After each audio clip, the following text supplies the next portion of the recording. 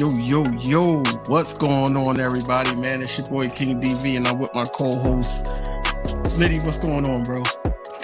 Man, it's love, man. Hey, y'all know the name of the month game.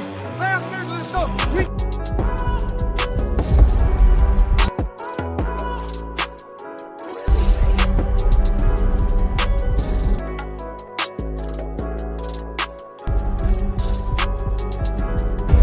Hey, it don't take too much, man. I said, get this while it's hot.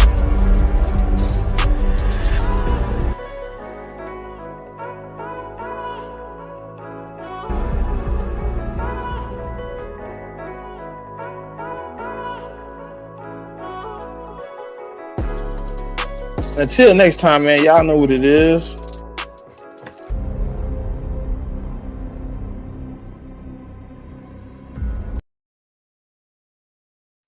Yep.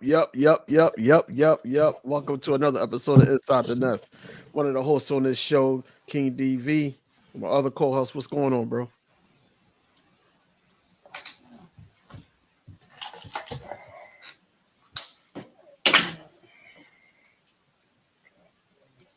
What's going on, bro?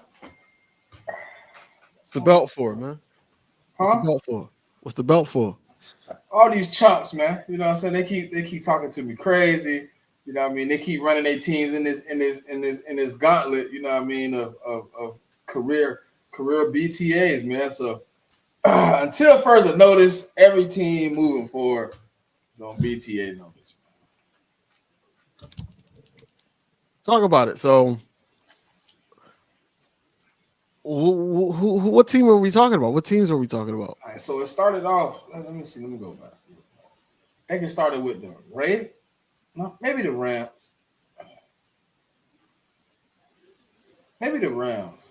High with Rams, Ravens, Pittsburgh. Yeah, so go all the way back to the first Commanders game, right? They were supposed to spank me. Belt. Then we played the Panthers. Close game. Then the Rams, us coming off a hard-fought game, was put belt. Another belt. Oh. Then the Ravens. They stayed close for 2.5 quarters. And then belt. In Pittsburgh. Best run defense in the league. Very, very stout. Won't be able to pass, won't be able to run. And I look at the stat board, and this is one guy. He wear a single digit number. He had 300 plus yards. I was confused. And then I looked at the score, and I was like, is 14 belt? 14 is belt, right? Digitally, yeah. When the team's supposed to be better than you, it's belt. Yeah. And this Sunday, more belt. So let's talk about this, right? Brian Robinson actually was on a little press run. I heard the goofy dude. Basically talking about they the better team sitting at 9-5, even though we beat them. They talking like this is the first time we played them. You know, we know what they're gonna do. We know what counters they may do, and they're not gonna be as physical as the Steelers, the Ravens were, or anything like that. So they can't be over physical towards us at all because we're just gonna combat that. You can say whatever you want, but you playing us twice. It's due for another sweep. I'm telling you that now. It's due for a sweep. It's due for a sweep. I think that when the Commanders fans come into my chat, man, I'm ready. What's going on, Aaron? What's up, Aaron? Kev, what's up? Kev? But yeah, when the Commanders fans come into my chat, man, they won't even be seen after Sunday. After Sunday, they're not going to be seen, man, because we're going to get into it. You know, we try to warm it up a little bit let everybody come in here so we can talk. We can really talk about, the standings. We could talk about what we've seen, because I've seen a lot from the Commander, especially against Spencer Rattler. Out of all people, Spencer Rattler. They look at him. I'm just saying, Spencer Rattler.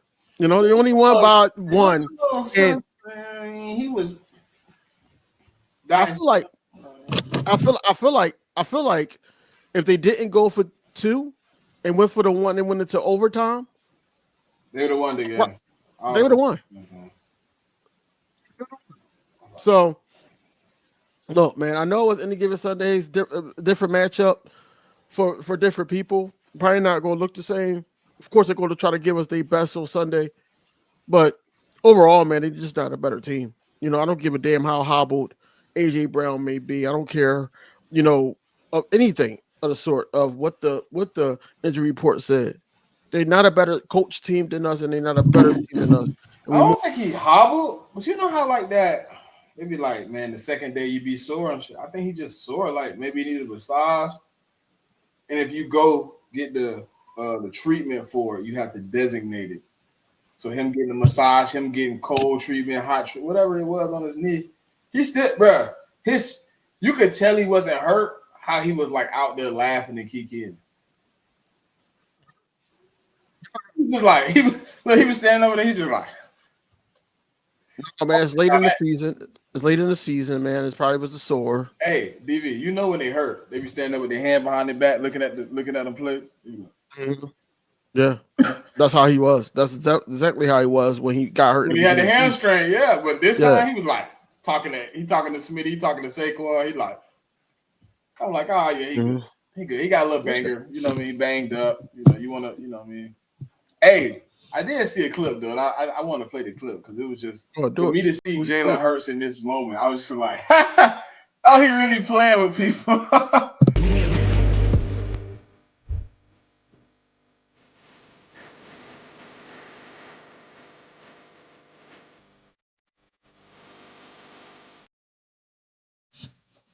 It was just interesting to see him kind of like, you don't really see him in a moment like that most of the time. You don't catch those moments for him to be like, we finna tush push it anyway. You can't stop it. And I don't know who was. I wonder who was looking at him in his face as he was fit to do it. I really want to see the other side, flip it, see who to do. Well, I probably can go find the play and find a defender that was there. It's probably one of the linebackers or something.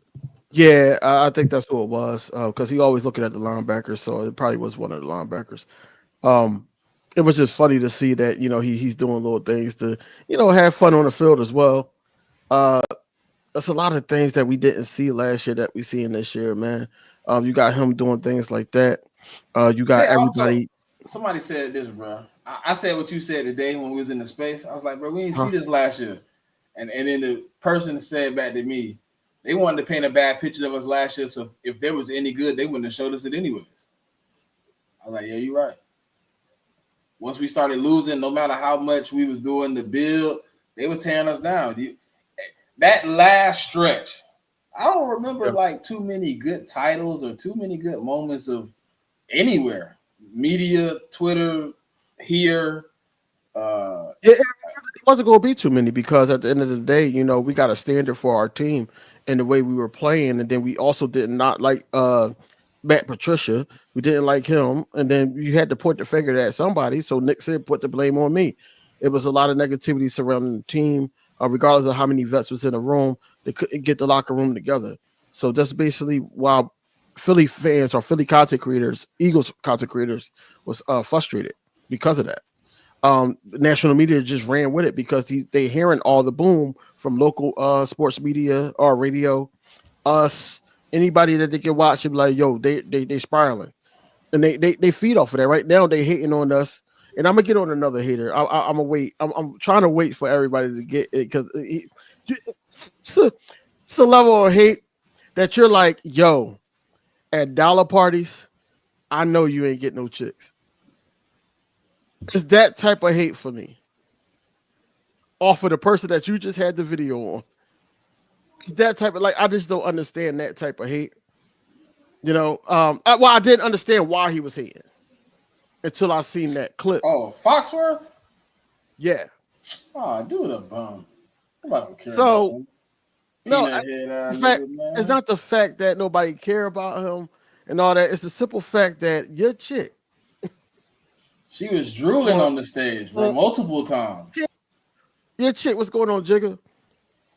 Uh, your chick live on camera, basically saying all this stuff, and then looked at you because she seen you getting mad. And it was like, oh, I don't even care about my husband. Nah, Yeah, right, nah, nah. She was over there hot and right, bothered, man. right. So that's what Hot I'm and saying. Like, bothered, man. he got a lot of things to worry about. So this is where the pretty privilege come out. First of all, if a man got an issue with another man being pretty, yeah, Well, you the problem, bro. he came out and said that was supposed to have been like like I fucked up moments. I was trying to be funny and trying to like. I guess he was trying to like appeal to the fans, like ah ha ha ha ha. But he didn't realize we was like, all right, we on your ass. You get what I'm saying? Because like I listened to him talk about it. He was like, man, I was just, I was wrong. So I came on and tried to play it off as a joke. But Philadelphia Eagle fans attacked me. They came right at my throat.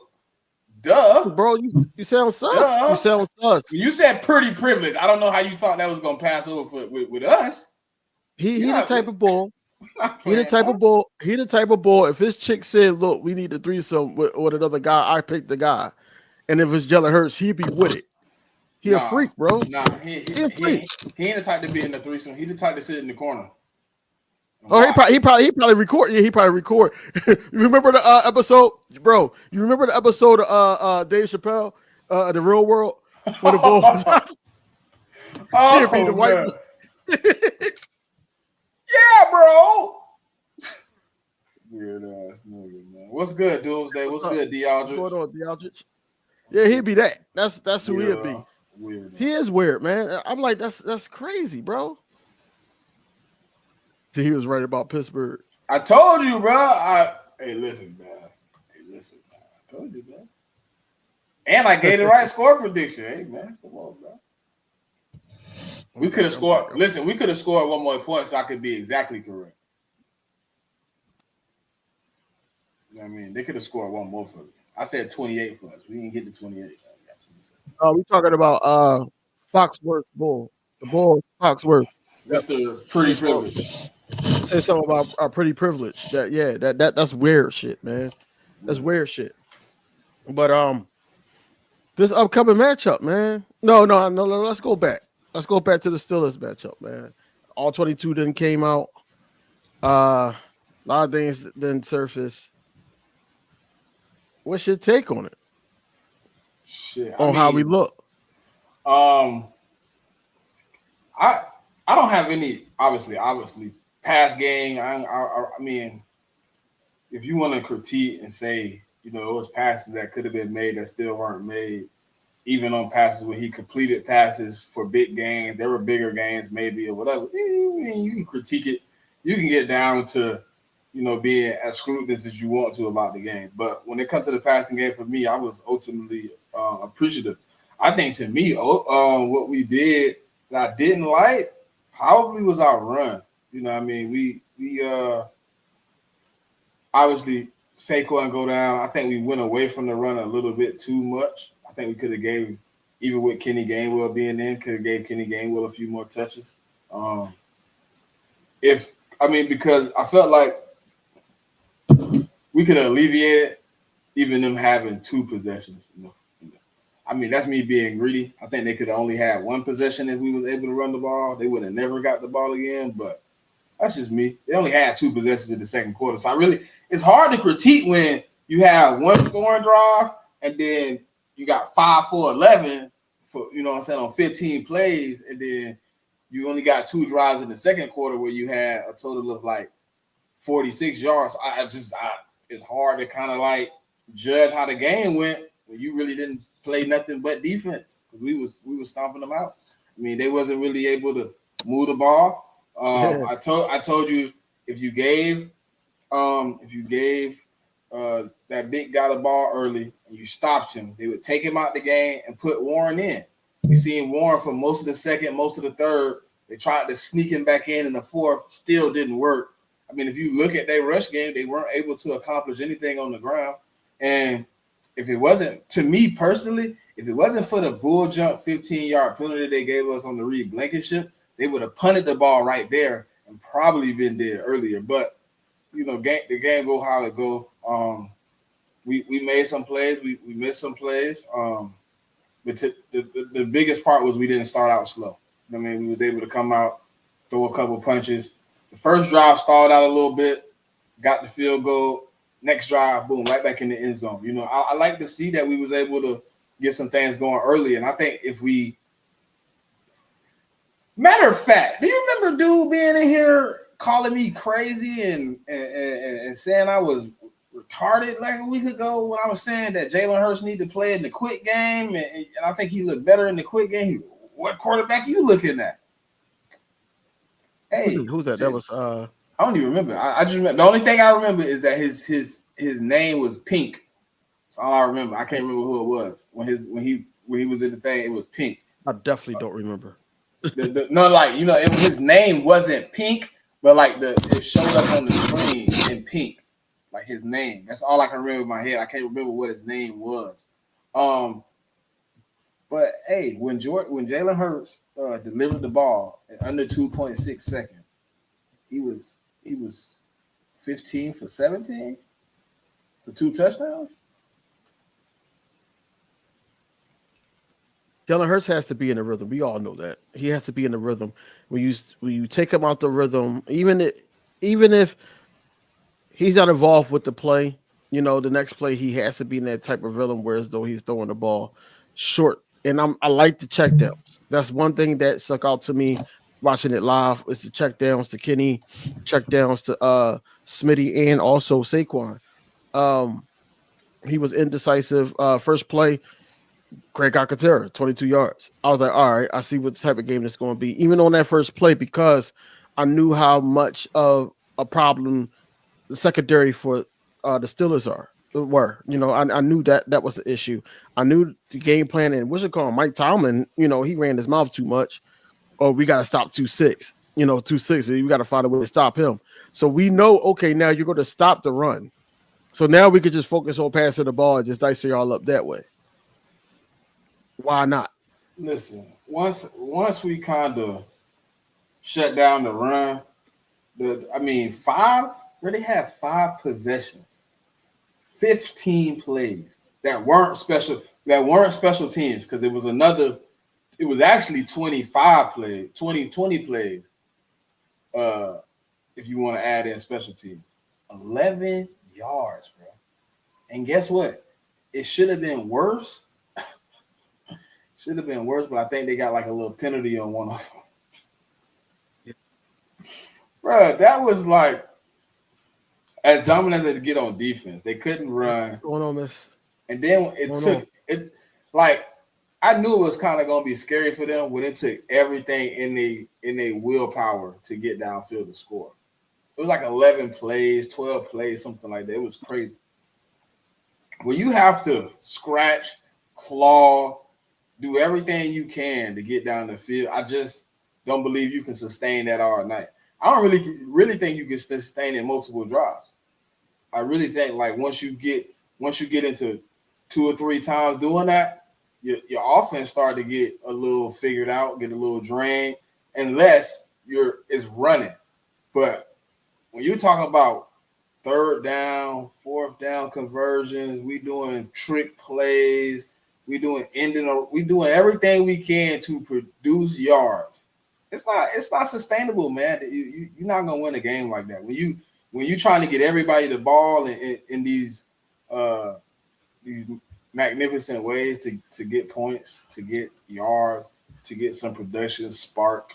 You're not gonna win a game like that, man. Especially when the other team already pretty much got you in the figure 4 headlock, and you trying to do all this squirming. And you just feel it keep getting tighter and tighter on your neck. And eventually you like, oh, yeah, I'm choked out. Yeah, that's all you did. That's all you did. I think I did from the offense that people court, but it's it's deeper than what it is when, they were doing that every first down. They was doing that every first down. Yo, I love that because I'm like, now everybody's doing it, and I'm waiting for Saquon to do it. He did not do it one time. I didn't see him do it one time, but I'm waiting for him to do it this game coming up Now that because I know it's gonna happen. well, you waiting for one person, and I'm waiting for the other person. Who? Jay, I think he'll do it before Saquon. huh? I think he'll do it before Saquon. I think if he race somebody down, I can see him getting up.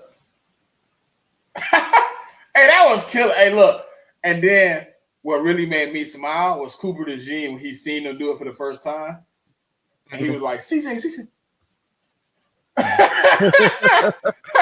He was like, "Oh, they all with us." I think it was like a surprise. And I think that's unity, bro. That's like a come together moment. Like we all doing one thing. You know what I'm saying? Like But it's really, totally different. hey, like, did you see? No, that was last week. But he did it in the end zone when he he scored. did. Yeah, that was wasn't it Hubbard? Yeah. Was Hubbard that did that? What's going on, Rich? What's going on, Ewing? Miss But Nina. But look, I'm just saying, like they don't understand like the commanders cut quarters at the right time. Quarters at the right time, man. They think they're gonna get their revenge and all that, bro.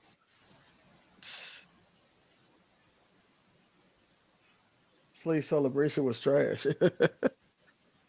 um, bruh, the togetherness, like something small, like today at practice. You know, you got Slay and Jordan Davis switching jerseys. That jersey looked big as hell on Slay. Oh, did you see the jersey on bruh? Yeah, I did. That jersey was like, please let me out. Please. I can't fit on it like this. I'm saying that's what I'm saying. Like little things like that, bro. Like we didn't see that shit. We didn't even see that at the Super Bowl run in 22. We didn't even see that. But I think the difference between that is the youth infusion. Like, think about the guys that really exploded on the scene that year. Most of the guys were up in their 20s. They were upper 20s. You know what I mean? 25 and plus. These guys are 25 and down. When they explode on the scene, they're having fun. They're making it fun. And they're bringing the old guys with them. Like, hey, man, we finna have fun. Listen, we finna kick their ass. We finna have fun. That Landon Dickerson speech before the game, bro, that I just heard. I didn't clip it, but he said we don't choose the schedule, we don't choose the time, the place, we don't choose the opponent. But you know what I choose? I choose violence. From the first snap to the last whistle. Choke a bitch out and make her remember your name. Look, man.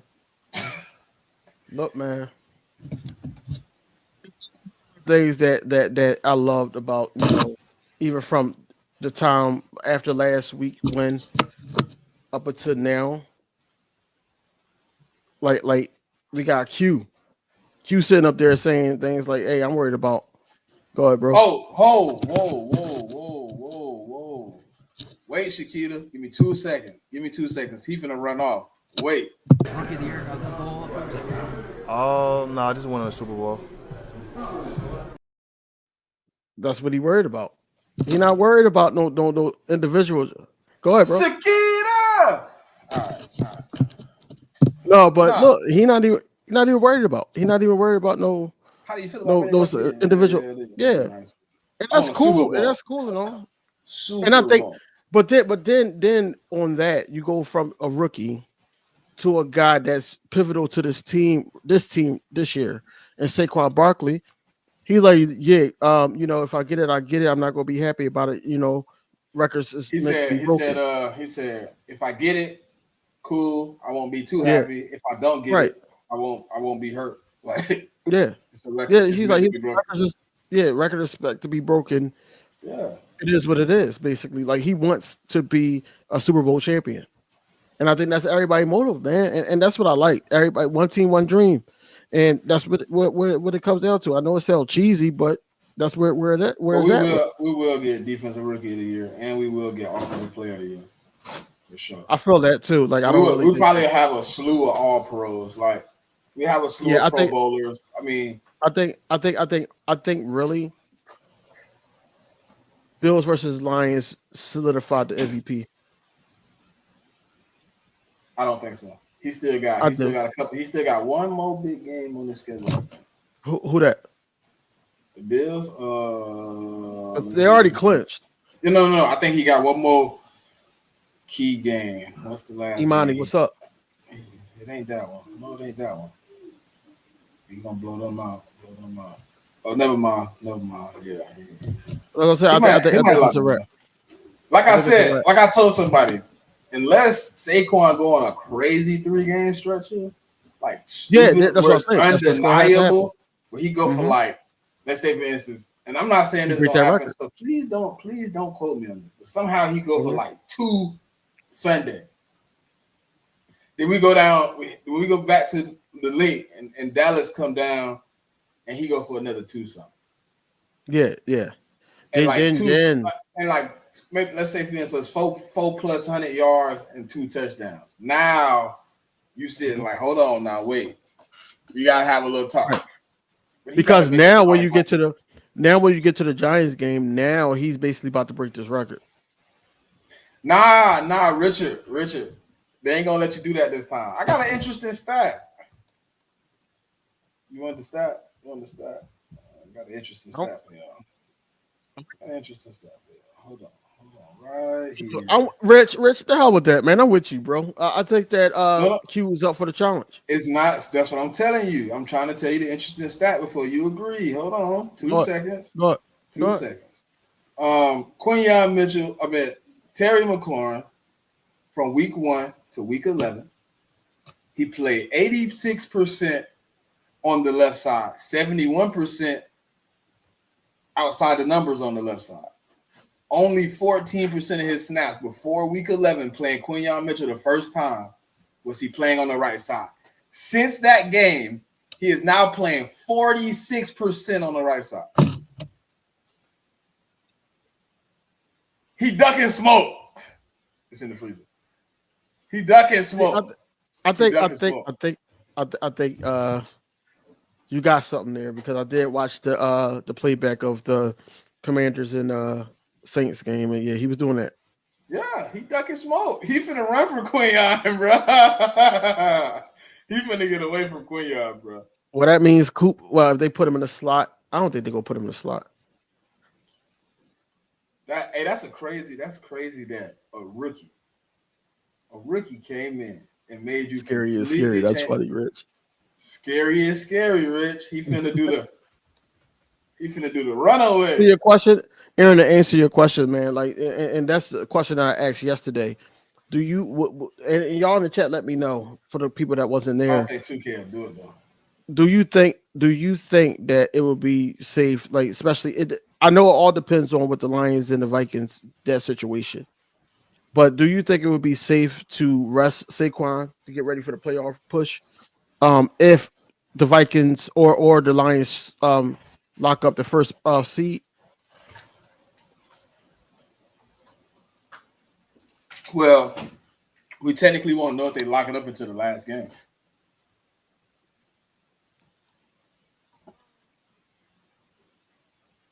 Not if the Lions or the Vikings win the next 2. I mean, technically, yeah. But I've seen somewhere where it's a possibility we can win the tiebreaker with the Vikings when they come down. When they come down the stretch, we gotta win. Right, but we gotta win out. Yeah. That's what I'm saying. So, do you like? Let's say it go into that game. Yes, it's a 50-50 shot because you don't know if Detroit gonna win. If Detroit win, then you play for no reason. And the NFL like to do like little goofy stuff, like put us on at the same time. I haven't seen the schedule. They made the schedule already. Final week is done. I gotta go look now. Hold on. I'll tell you what time it is right now. No, they will. They'll do something crazy. It's done already. Like Hold on, right? No, they did week 17. Week 17 done. Week 18 hasn't been scheduled yet. Yeah, they're gonna have us. And right now, they got both of us playing at 4:25. That's what I'm saying. At just looking at the schedule, how they got it set up, and I'm pretty sure that's how they'll leave. Hey, Jigga, I'm not saying that he got a lot of wear and tear and all that. I'm saying the fact that that hit, that nasty hit, I believe so. last week by who was that? Mika. Mika Fitzpatrick. Yeah. That nasty hit, man. Like, he was limping, and this is the second time this year that Saquon Barkley was left for the sideline stretching. So I'm like, are they going to chance it, or are they going to want him to be to push for 2,000 or that record, and then get into the what's it called? I know it's football, but I think it's a situation where everything is in play until it's not in play, and that's kind of the issue with us playing at the same time. Because now you kind of got to make a executive decision in the moment. You get what I'm saying? Jigga, I'm not talking about these next two games, especially not this one. I'm talking about the last one, Giants game. The last one. Yeah, I know exactly what you're talking about. Yeah, especially like if we do end up with just a second seed, you will want us to have that. Let's say next week Minnesota lose, or this week, whatever. Whenever they play somebody that's formidable, they lose. Who they play? They play. They got to play Green Bay and Detroit. They play Green Bay, and the Lions play Seattle in Seattle.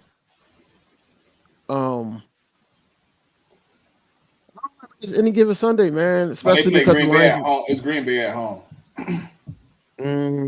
They got Green Bay at Minnesota.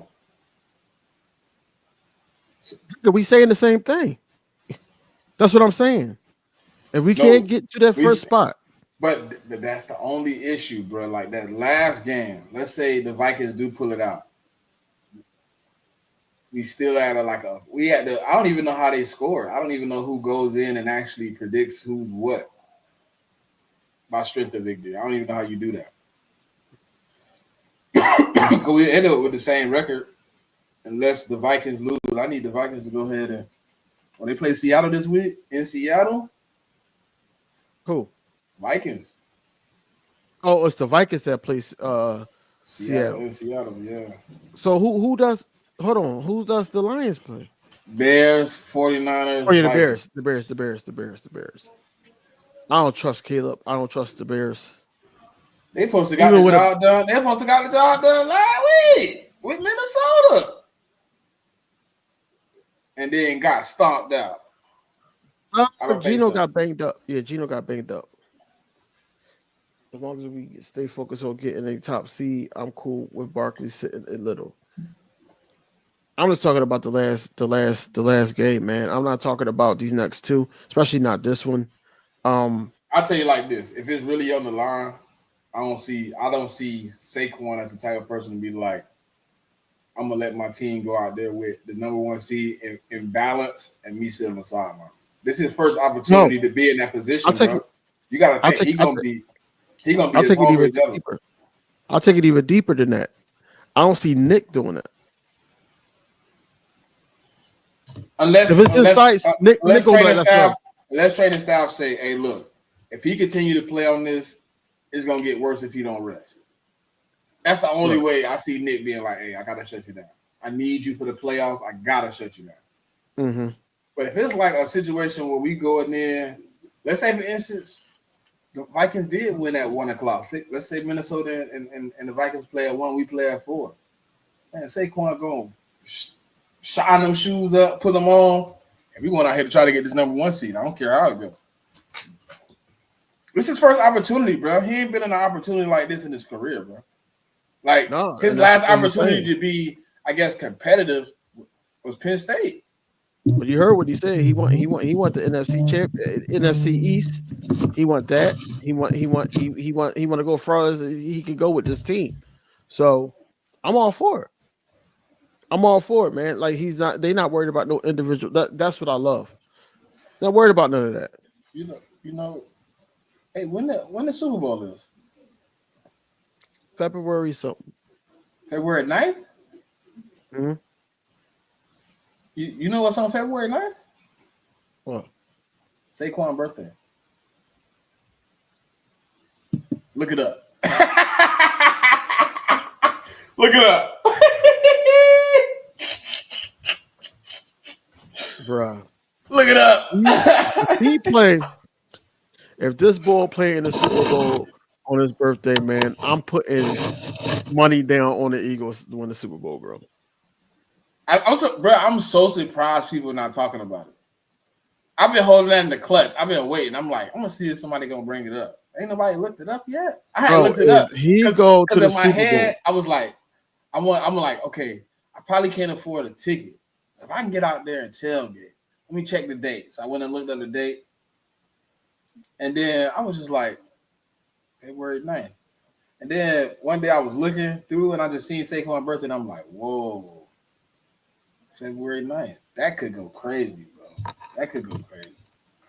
Jose, what's up? Yeah, no, I wouldn't take nothing away from Smith. Smith is on a like little thing. You know, he got in the groove. He's in his groove. Hunt, absolutely not. I don't think that Hunt get snaps taken away from him. I think that Huff has to play his way back into the rotation. You know, we're Nah, he gonna ease gonna. him. I think they're gonna cut it back down because if you look at how high Nolan Smith counted is right now, bro. Right, but that gave him better opportunities, and he's making plays to benefit for other people like He's still Sweat to gonna get cut it. sacks. He's still To gonna get cut better. him. He gonna cut him down. It might not be crazy. It might not be It's not crazy, gonna be. It should be crazy. It but should bro, be. I ain't gonna lie. I want to cut it. I want to cut it. We down the stretch. Oh, we finna get in that crucial moment, and Bryce finna come in right in time. I think to me, I need to know. I need to I know how think, he is without that club, bro, without that brace. bro, think about it. His last play was with the club on, strip sack. Strip sack. That was his last play before he had to sit down for 4 weeks. Strip sack. So All I'm to saying is this, right? me, he comfortable with the club. I'm not worried about the I ain't club. trying to. My thing is, I ain't trying to mess up. I don't think it's messed up. I think they was waiting for him to come back. They was like, we putting on 5 dogs. BG, Huff. Cause I done heard them speak on Huff. I done heard them bring up Huff. They did. Like, man, They did. we ready for our boy to come back. You know what I'm saying? Cause when he get back, we really gonna be getting that. I really think him coming back is gonna energize him more than it's gonna mess up the chemistry. We got one of our dogs back. We ain't gotta play 80%. We ain't out here killing ourselves. People didn't pay this no attention. Sweat played 17% on the other side of the ball, man. He don't switch sides that much. But Nolan was tired. So guess what? We're gonna put Sweat on the other side. We're gonna put Hunt on the other side. Yeah. Now you don't gotta do that. I seen no plays. Now you ain't gotta do that. Now you bring Huff in. He the rotation guy. When Hunt and all them boys, you know, getting down, he can come in and play either side of the ball and get at the quarterback. And I think honestly, if I was them, I would put him on more on Sweat side than Nolan side because of where the club is at. He can use the other hand to kind of rip and dip. I like him coming back though. I think he ups the ante on the pass rush. Yeah, I mean, if like so, I like how they were utilizing Nolan Smith in a 2-point stance. He's a 4-point stance guy, and Vic has to have that in his mental. Like, hey, I got to switch it up because when we start putting him in the 4-point stance, he was doing some things. That's why he only Before he gonna got be in hurt. on third though. He ain't playing the first 2 downs because he wants somebody that can rotate and move in and out. He's gonna be third. He's gonna be second and third down. That's gonna be crazy. And I can see some rotations where Nolan and Sweat don't come off the field and Huff is on the field. I can see that. I can see him rotating Huff into like one of those where he, you know how Sweat kind of slides inside when Barnes stepped down. I can see him slide them in there, you know, letting them play that role. You never know where he's gonna put him at, bro. We short on the line at this moment, like as far as like rotation. So I could see the rotation getting smoother, and then you see an even more explosive Nolan Smith. Because now he has a game plan.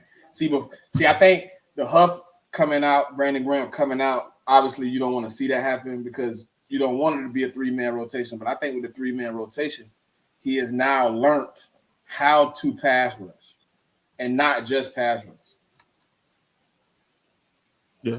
You know what I'm saying? He just not out there. I seen, bro. He did the Steelers pretty nasty.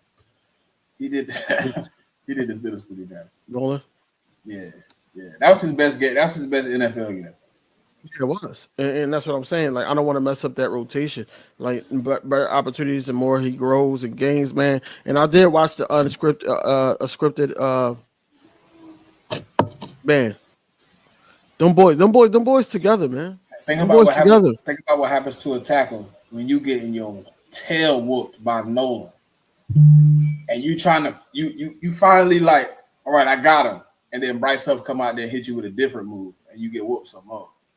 You gonna be frustrated, bro. You gonna be over there frustrated, bro. And then Nolan come back in, and you like, because you gotta think, Yeah, he's from Savannah. they gonna that's that double speed switch out gonna really mess you up, because to me, Bryce Huff is more of a speed to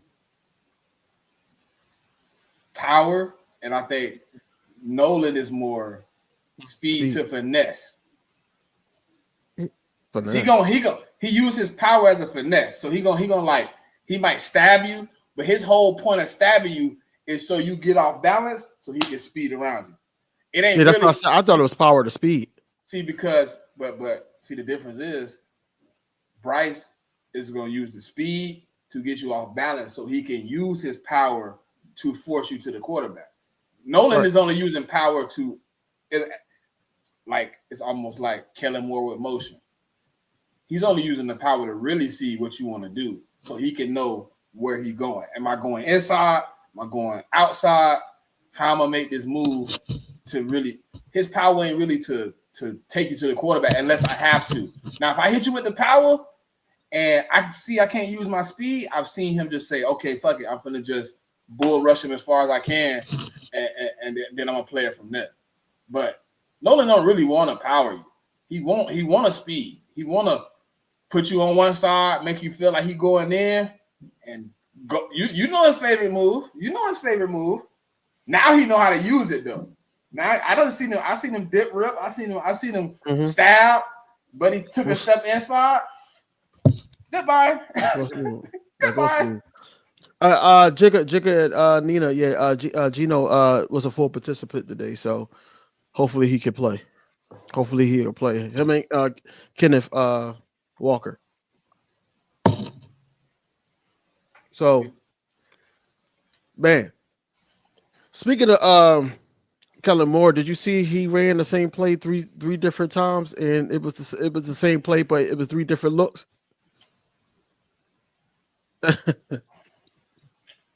and we scored on it. Yeah, we scored on it. We got a first down on another one. But the one thing nobody talking about, and I'm watching because I know it's coming. I counted how many times my boy was further up in the progression. Jahan Dotson is moving up. He's not getting the targets yet. But the read, when you start getting in and you're not 4 or 5 in the progression, you're starting to be 2 and 3 in the progression. I think his time coming. But the couple of times he was 2, the number one dude was butting it, and he was open. Both of them was open, but I mean, it was like, that's touchdown already. I ain't gonna wait for you. I mean, so I think it's gonna be a moment where somebody gonna over pursue something on Smitty or over pursue something on AJ, and Jahan gonna be tutty. I see the tutty coming. I don't know if it's not. People are like, well, you think he's gonna score on the Commanders? I don't know when it's coming. But I can see his elevation in the offense. He's starting to not just run the same routes. Like, he was the second touchdown play on a play where him and Smitty, Ed, AJ all on the same side. He was the second guy. He's the next, and he was wide open on that whip route. He was wide open.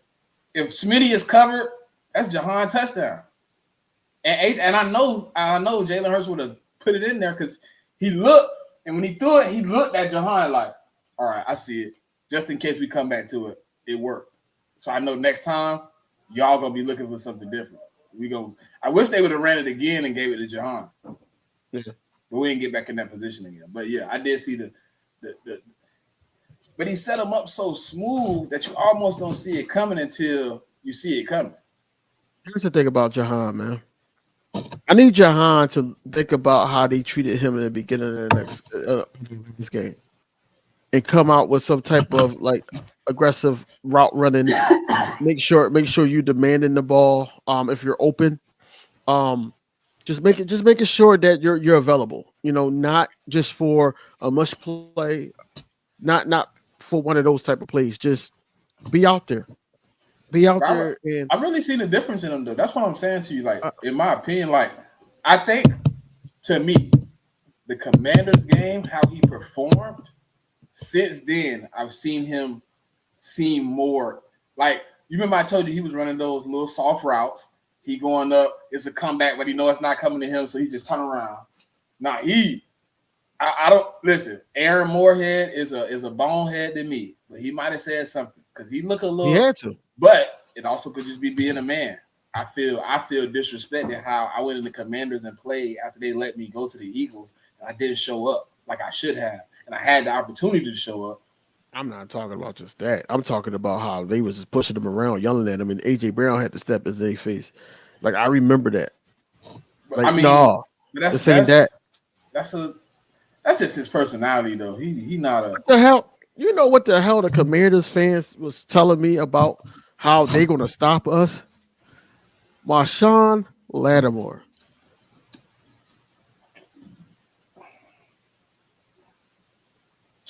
The, the last good play that Marshawn Lattimore had was against us, and that's when Gardner Minshew was the quarterback. Because I was at that game. That's the last time. That was when we went to the Super Bowl. That was 2022. It was also against Gardner shit shoe. That's what I'm saying. What was his last play against Jalen Hurts? Oh, it was a touchdown to AJ Brown. Oh, I know. I know. Yeah, and I know he washed up, Rich. That's what I'm saying. Like I don't they know if said, he we got washed, Lattimore. but I He don't know. washed, I ain't gonna say he washed, but how long? How many? I can't say he washed. I'm gonna keep it real. I think he is still a good player. But listen, DV. I think he is still a good player. But how many plays do I get of you being a good player? He's almost like Dallas Goedert to me, bro. You could be out there for 10 plays and AJ Brown do a slant route and your hamstring gone again. And I'm gonna miss you for another 8 weeks. The man been in and out of the lineup with hamstrings for the last 3 years. Yes, he's a good player when he's on the field. Yes, he plays really good defense on the field. But guess what? He lost a step, and you don't know how long he's out there. He's not somebody you can be confident is going to play 17 games. You can't even be confident if you made a playoff push with him already playing the game, right? You got 3 games remaining. That's 4 games plus whatever games you play in the play. You can't even guarantee yourself right now he's going to play the remainder of the 3 games you got. So, I mean, if you say that's washed, then yeah. But to me, dude is injury prone as hell. His hamstrings are Julio Jones hamstrings, bro. And he's 8 years younger. No, I know he barbecue chicken. Oh yeah, against AJ, what up, Rock? It ain't nobody I think can stop that man from running any route he want to run when he want to run it. What's going on, Rock? That man hamstrings is pudding pops, man. All I'm saying is they're gonna be in trouble, bro. Especially because this offense is clicking the way they clicking. That's all they needed was a game like that. That's all they needed. We don't have games like that. I think what made that game more meaningful is because the bullshit that came before. We've had good games. We've had games where we had 200 this and we had Saquon with 1 this. It wasn't even about like it was like, man, y'all talked all that shit. Y'all said Jalen Hurts wasn't throwing the ball no more. AJ Brown wanted the Smitty was upset. All this, and then for them to come out and really just punch you right in the chest. Yeah, fair. Hey, Kevin, I gotta go. Mm-hmm. Oh, he a fan from New Orleans? Yeah, I'm also gonna be. Hey, look, I know. Listen. I ain't gonna be facetious. I ain't gonna be, you know what I'm saying, a nincompoop. I know I can't afford no Super Bowl team. I know I can't. I know it from the bottom of my listen. I know it, but guess what? I can afford a flight. I can afford an Airbnb, and I can afford the tailgate. Guess what? I will be all outside of New Orleans Stadium if my team is there again. I will be there. I will be right there, and I will have a good time. And I know, Mississippi, listen, Kev? and I know plenty of Eagles that's gonna be out there. I ain't saying I know them. I know there is going to be plenty of Eagles in New Orleans if we make it to the Super Bowl. I ain't got to worry about it. I'm going to feel like I'm at home. We travel too good. And it's going to be nice weather. It ain't going to be cold. Oh, yeah. Oh, yeah. The snowbirds will be. Oh, we going to New Orleans? Oh, yeah. Let's go. Let's fly. I'm there. I get there, man. Huh? We got to get there. I said, we got to get there. That's what I said. If. You heard me say it. If I get there, I will go. I ain't going to make no plans until it's locked in. It would be crazy. You think the Bills and the Eagles going to the bowl? I need that. I don't see the Bills beating Patrick Mahomes twice in one season. I need that, Jimmy. I don't see it. I'm the only team in the NFC East that ain't got a championship on them Bills' backs. I need it. Cowboys got 2. Commanders got 1. Giants got 1. I need mine. We were supposed to get it, but people put us out the playoffs that year. Oh yeah, Jose. Yeah, that's what I'm saying. That's what I'm saying about Brian Robinson. Exactly what I'm saying. Brian Robinson basically gave us bulletin board material to the point where he said a couple things in that statement that you could write on the bulletin board. He basically said he bullied. He basically said he had a drive where they bullied us. Basically said they beat us. Basically, in so many words, we beat them, but then we beat ourselves, so they won the game.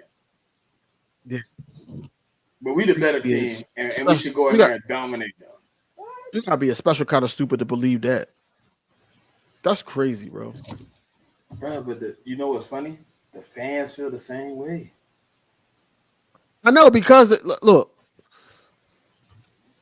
I can't wait to talk to them Monday, or even after the game. Kevin, I ain't saying I don't. To be honest, I don't care who make it. If I make it, I don't care. Out of the however many teams make it to the playoffs on that side, 7 teams, 8 teams, whatever, however many you want to put over there, whoever make it to the Super Bowl, if I'm there, I don't give a damn who it is. And I'll put this on Jalen Hurts. Jalen Hurts will not go back to the Super Bowl and take another L. He will not. That shit has haunted him for 2 years. If he gets back, he's going to do everything humanly and unhumanly possible to win that motherfucker. Hey, bro. Between him, listen, you get there. Between him, Saquon Barkley never being there and wanting that. AJ Brown knowing how it feels. Devontae Smith knowing how it feels. Nick Sirianni knowing how it feels to lose in the Super Bowl. Like they not trying to go through that. They gonna want to put on for the city. They gonna want a parade. Saquon motivation gonna be totally different though.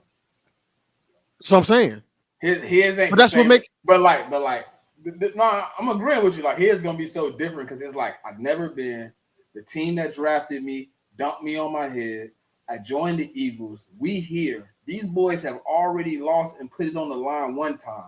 I can't let them down and let them go through what they went through with Miles Sanders in the Super Bowl or any of the guys that ran the ball. I ain't trying to throw nobody in the bus, but any of the running backs. Under the bus. Yeah, I mean, but Kenny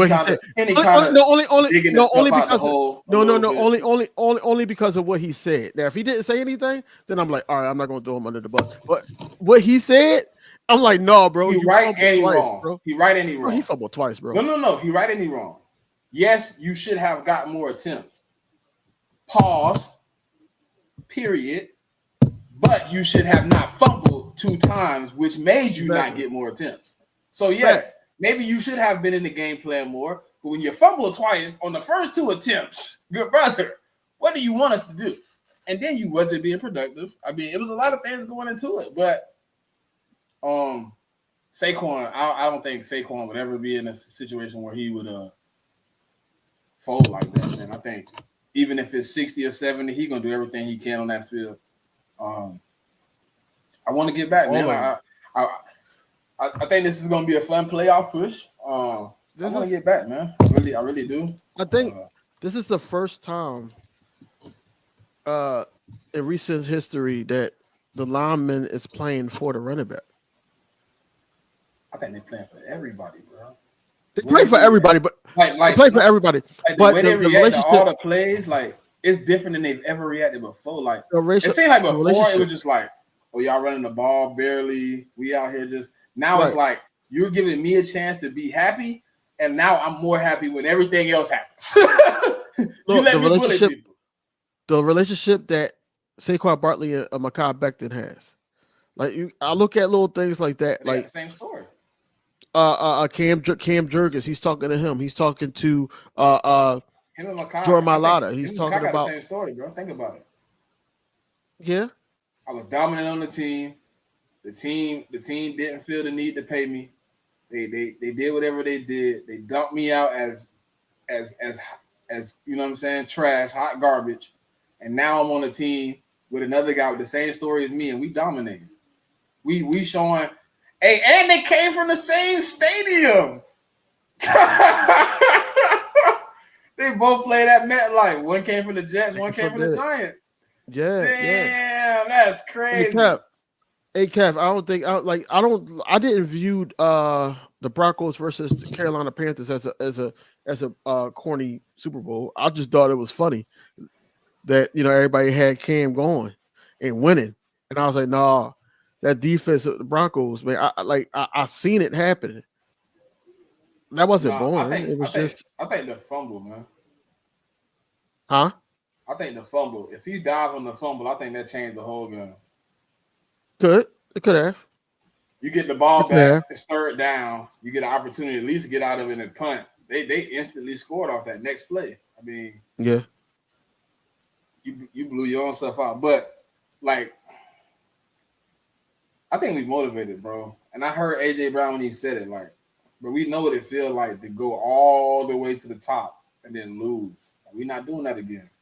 And I know you're not supposed to talk about it and speak on it, but them boys is motivated to be better. You know what I mean? Every week they playing for each other, no matter who it is.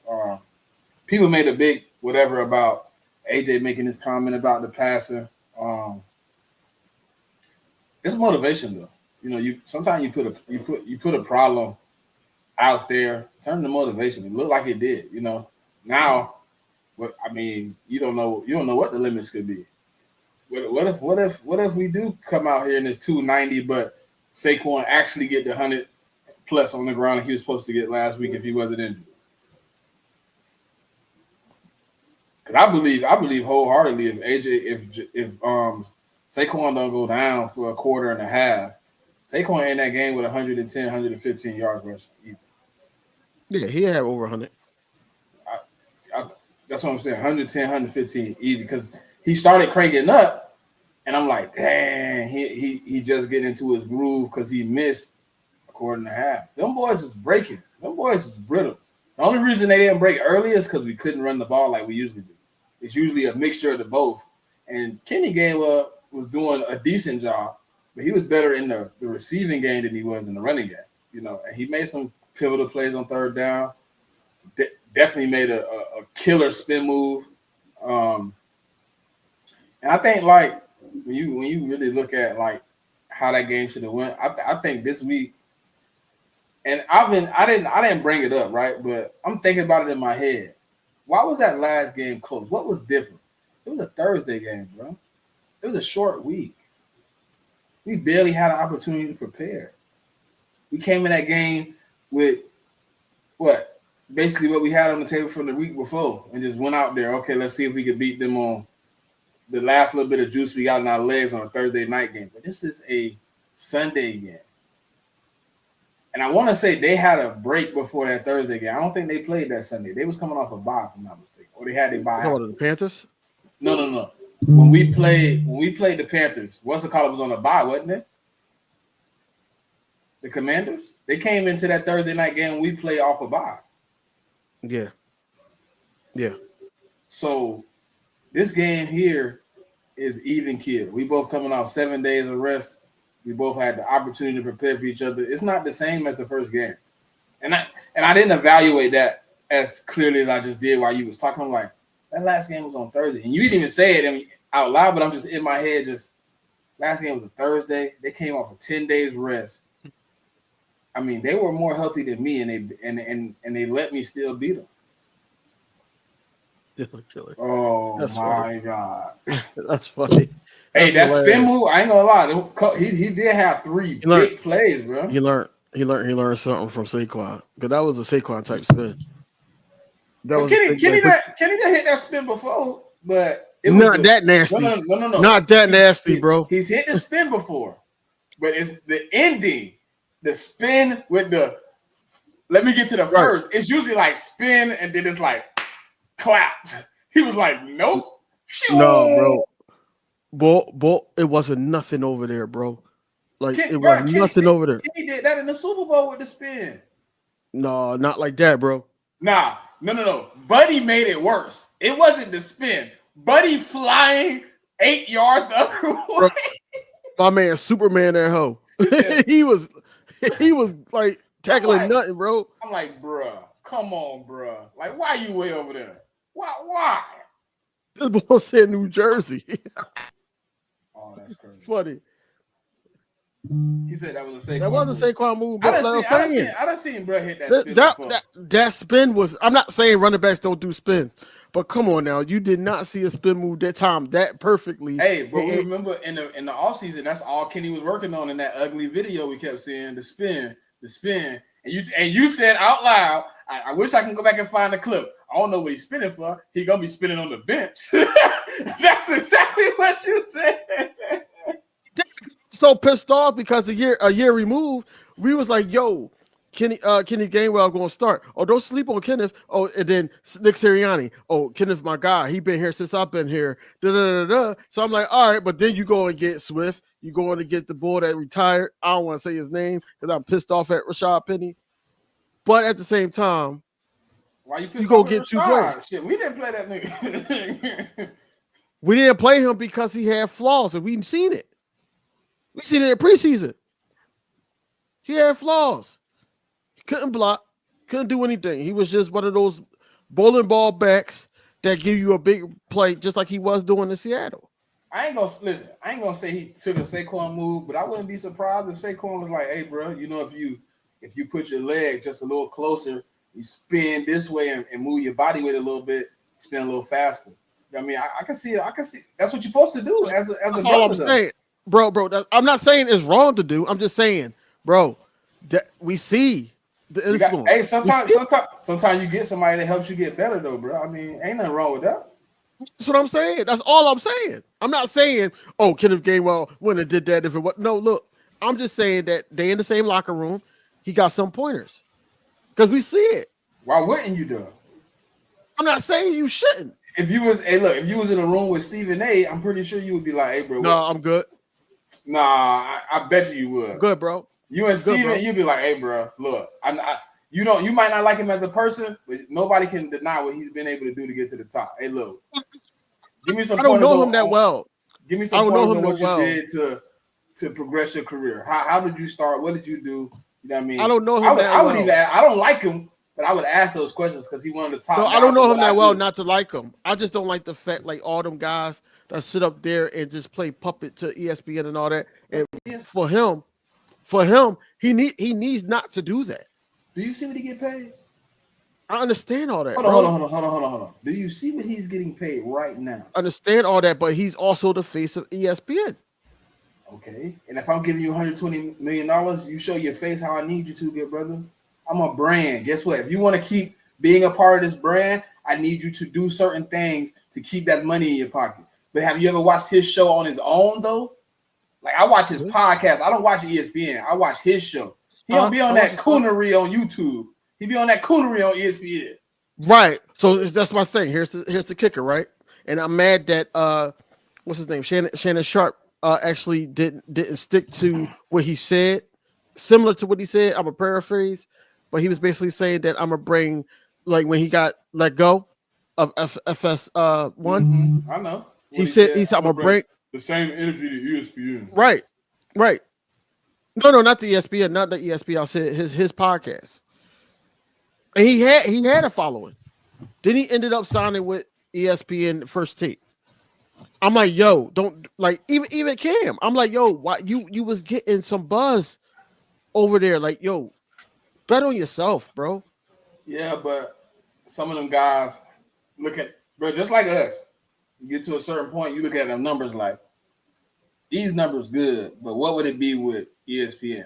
And I still like what Cam do on his show. I mean, he do a little different on ESPN. But like when I talk about Stephen A. Smith, bro, they putting $120 million in this man's pocket. If they tell you to, Understand the money, and bro. I understand you're supposed to stick to a standard. When I get to the point where it's like, I need to keep my job. Look at all the people that wasn't listen. Look at all the people that wasn't keeping ESPN standard. Where they at right now? Where they at? We about to go down rabbit hole.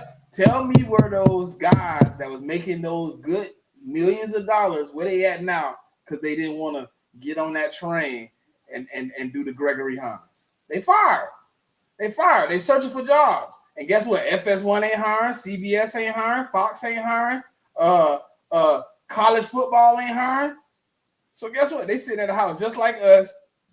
Said, man, should I start me a YouTube podcast, man? Yeah.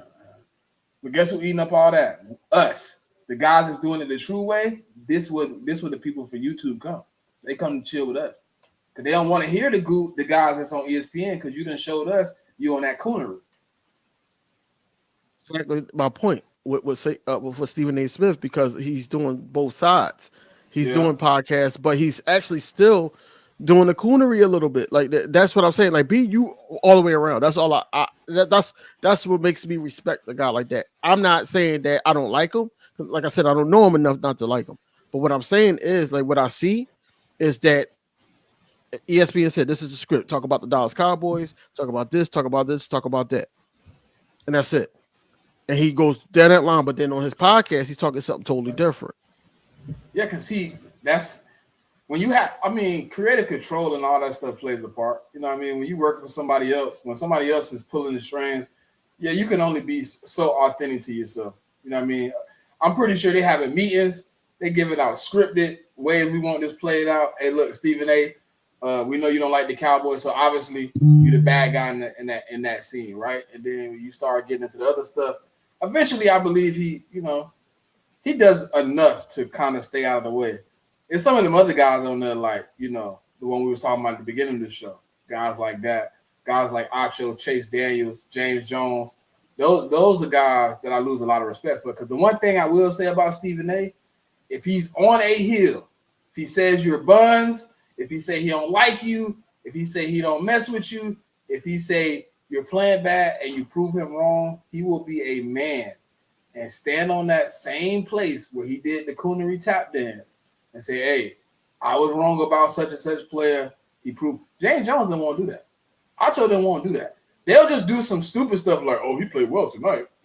Well, it was still beef there last week. I just, maybe they just came out motivated to, just shut us up because they don't want to hear us. Like, come on, bro. You couldn't just say Jalen Hurts came out, played a good game, and I was wrong. That three word phrase is really easy. I was wrong. No, he's not going to say that because ESPN, Fox Sports, all of them don't want them to say that. I hear people come on it. Dan Orlovsky did 2022. He came out, man, I was wrong. There was a few guys that came on it, but some of them guys, and I don't think some of them ain't ESPN. Some of them just like, hey, look, I don't want to get off this hill. And they probably go to ESPN like, look, I don't want to say sorry yet. I don't want to say sorry. They're gonna hate as much as they hate, man. But it was said best. They said what's gonna happen when they only can talk about Jalen Hurts in the highest aspect because he got the one thing that y'all try to hold over his head for not having. Exactly. What happens then? What's the words on on the board then when it says world champion, and then you have to talk about him in that aspect. Does the letter of the law change then? No, because now he's carried. Just giving you, I'm giving you the honest truth. That's what I it know. is. They're gonna go post it. They're gonna go post Yeah. move, boy. But with a win here on Sunday, second place locked up, NFC East locked up. The Commanders dropped to 9-6. They end up fighting with. We just looked at it. I believe the Falcons. If they lose to the Falcons, they out the playoffs. Who? The Commanders. If they lose to us, They'll and then they lose to the Falcons, be holding on like by a little string. they out the playoffs.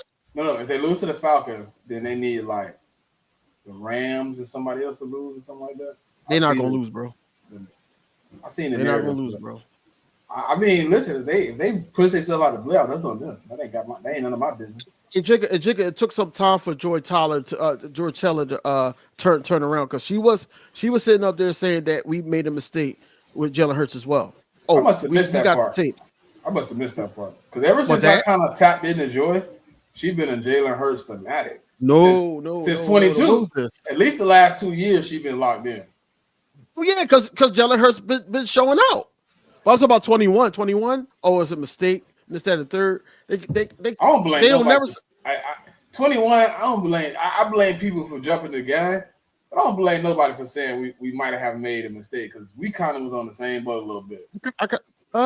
We was kind of like, let us see it. But what we seen in 21, we was like, let me see it look a little better. And then when we seen it look better, we was like, okay, all right. So basically, I go back in time, and majority of the people, including myself, was like, yo, he need a full year. He needed a full year with the same coach and everything like that. He got the coach. He got the same what you call him, and look what happened. We went to the Super Bowl. That's what I'm saying. Like, people were so quick to give up on him. A lot of people, of course, threw the Wentz conversation back into the mix. Did certain things, whereas though I'm like, yo, this guy deserves a second chance. You know, to a lot of people that wanted to give up on Jalen had nothing to do with Jalen, man. A lot of people. It was like 50% of the people. Well, I'd say 70% was still like Pennsylvania. And then the other part was just like, I don't want to go through whatever they made up in their head. Most of them didn't even have like a true analysis of Jalen or how much Jalen could do whatever. We just didn't want to go through another 4-12 season, and we didn't want to go. And the people that were done with Wentz wanted somebody to just come in that was going to be better than him. But most people just, when you ask them, they were, I think Wentz still had a few left in him. We didn't build around him like we did Jalen Hurts. Yeah, because Wentz wasn't the same guy. Wasn't the same guy, man. Yeah, that was also a factor. What, that we didn't build around him like we did Wentz? I mean, we didn't build around Wentz like we did Jalen? Right. And that we did, but we didn't. Because that camera fell. Wait a minute. We did, but we didn't. Oh, so basically, the reason why I say that is that it was a whole thing upstairs. It was the thing with Jeff Lurie, Doug Peterson, and Howie Roseman. You know, that relationship was tarnished, and Wentz was one of those guys that Doug Peterson liked, and he paid the price on it. A lot of people think about it like, oh, Jalen Hurts got bought in.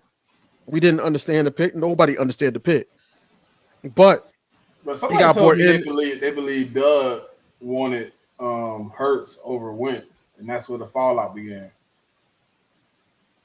I think so. To me, it was just funny how, because the only reason I felt like it was kind of like some funny stuff, because we ended up shipping off Doug, and it's just ESPN. Maybe ESPN just twisted it, but they kept saying like how we shipped off Doug and we chose Carson, but then Carson didn't want to be Philly, here. what up? What up, Philly? And then Carson didn't want to be here. Right. So then it was like a situation where we were forced to get rid of Wentz. So then we brought in guys to fit the mold of Jalen Hurts. But Mhm. I don't know how true it is, but I heard that's what I believe a little bit too. Like maybe he was done with the crybaby shit, man. You know, you got a dude in Carson Wentz who upset that we won the Super Bowl. He being a dickhead. He not really being he not really being a brother. He not really being a teammate. You know what I'm saying? He going out there playing hero ball. I heard it was times where he would check out a plays that Dougie was calling and call his own plays. Like maybe Doug was just like, "Hey, I'm fucking done with Carson Wentz, bro. This man is really blowing it." And then what we gave up, you got a guy like Howie who don't like to look crazy. Like, no, we're not giving up on him yet. Like, look what we gave up. We just paid him. Like, do you know the cap hit that we would take if we got rid of him? And then you end up getting rid of him anyways. But I low key feel like that's the only reason why I don't think that's true is because after the situation happened with the Eagles, Doug gets fired. Frank Wright goes to the Colts. Wentz goes to the Colts. Wentz and Frank, they both called Doug for some tips on how certain things were supposed to be ran as a head coach. Because Frank Wright was a great offensive coordinator, but managing players and doing certain things, he wanted to know how Doug did it. So that's why I'm like, I don't think. And then also, but Carson Frank Wright and Doug are good friends. I mean, no matter right, but what Carson you Wentz do, talked to him too. That's what I'm saying. I don't think just because our relationship as coach and player has been tarnished, don't mean us as a friendship is done. I just couldn't coach you no more. You were uncoachable. You were dragging my career down. I ended up getting fired anyways. But Carson wasn't being a great guy, bro. He wasn't being a team friendly guy. And Doug, he was bitter. He was triggered. yeah, You put a statue. I did all the all right. Okay.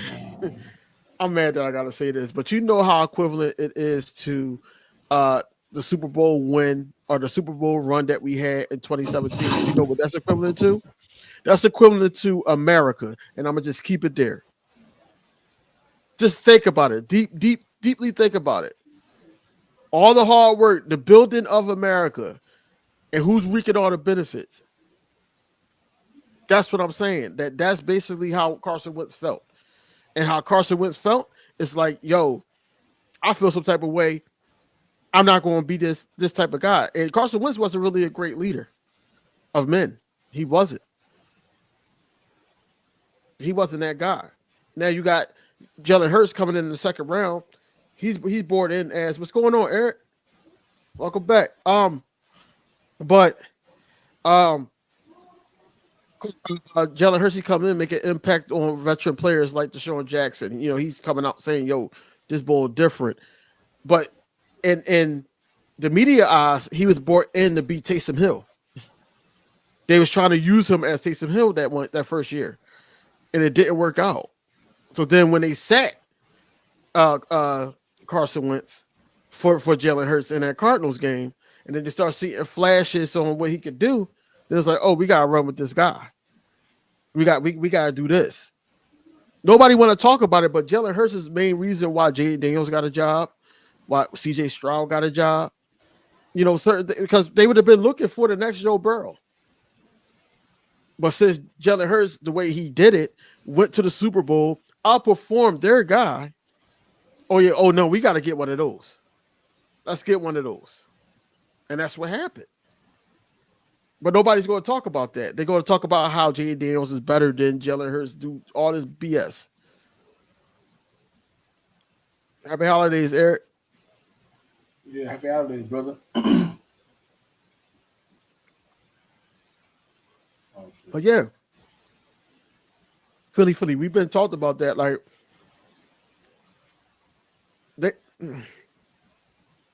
he's just mad because his wife is in love. He's just mad because he about to get another girl took it from him, and he don't even want her. Bull happy where he at. It's just funny.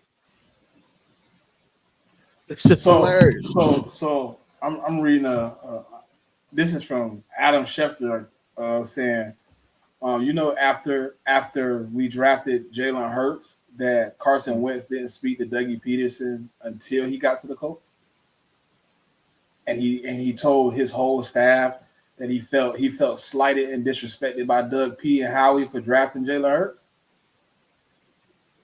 That was a Doug P move. Yeah, that's Like he had to say so. That's what it's saying right here. They said. I'm just asking.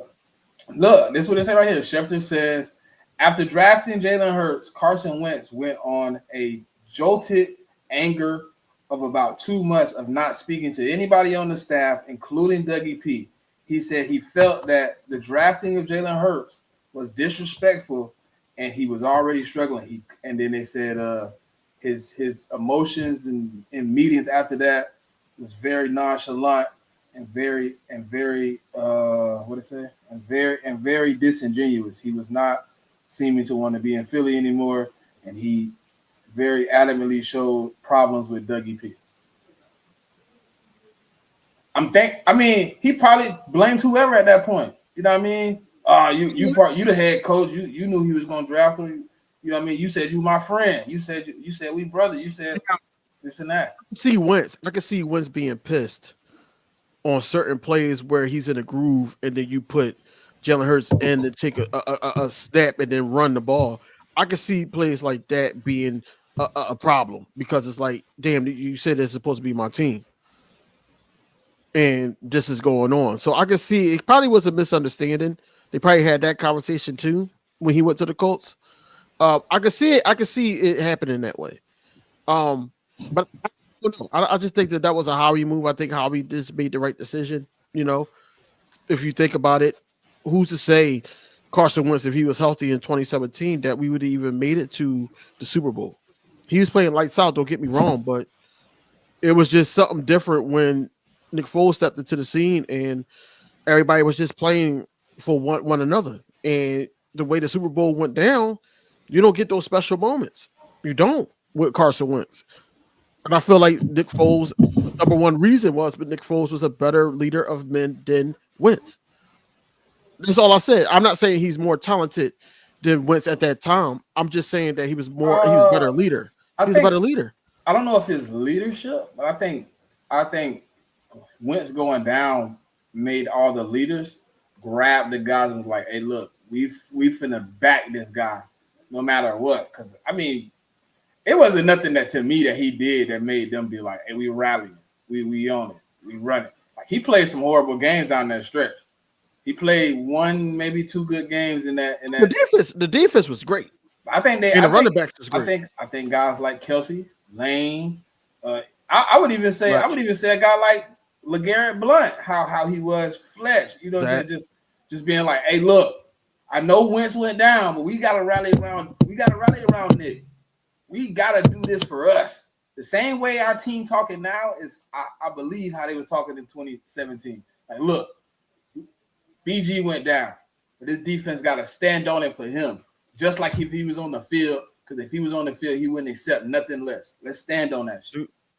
Let's go back to that conversation with the Carson Wentz and Jalen Hurts thing. Do you think that it was a business move by Howie to make that move to get a quarterback because he did not want to pay Wentz? He had already paid him. No, he did. We You're paid right. Wentz. You did. Paid Wentz the year before that. That's why we were so confused. Like, we just gave him 130.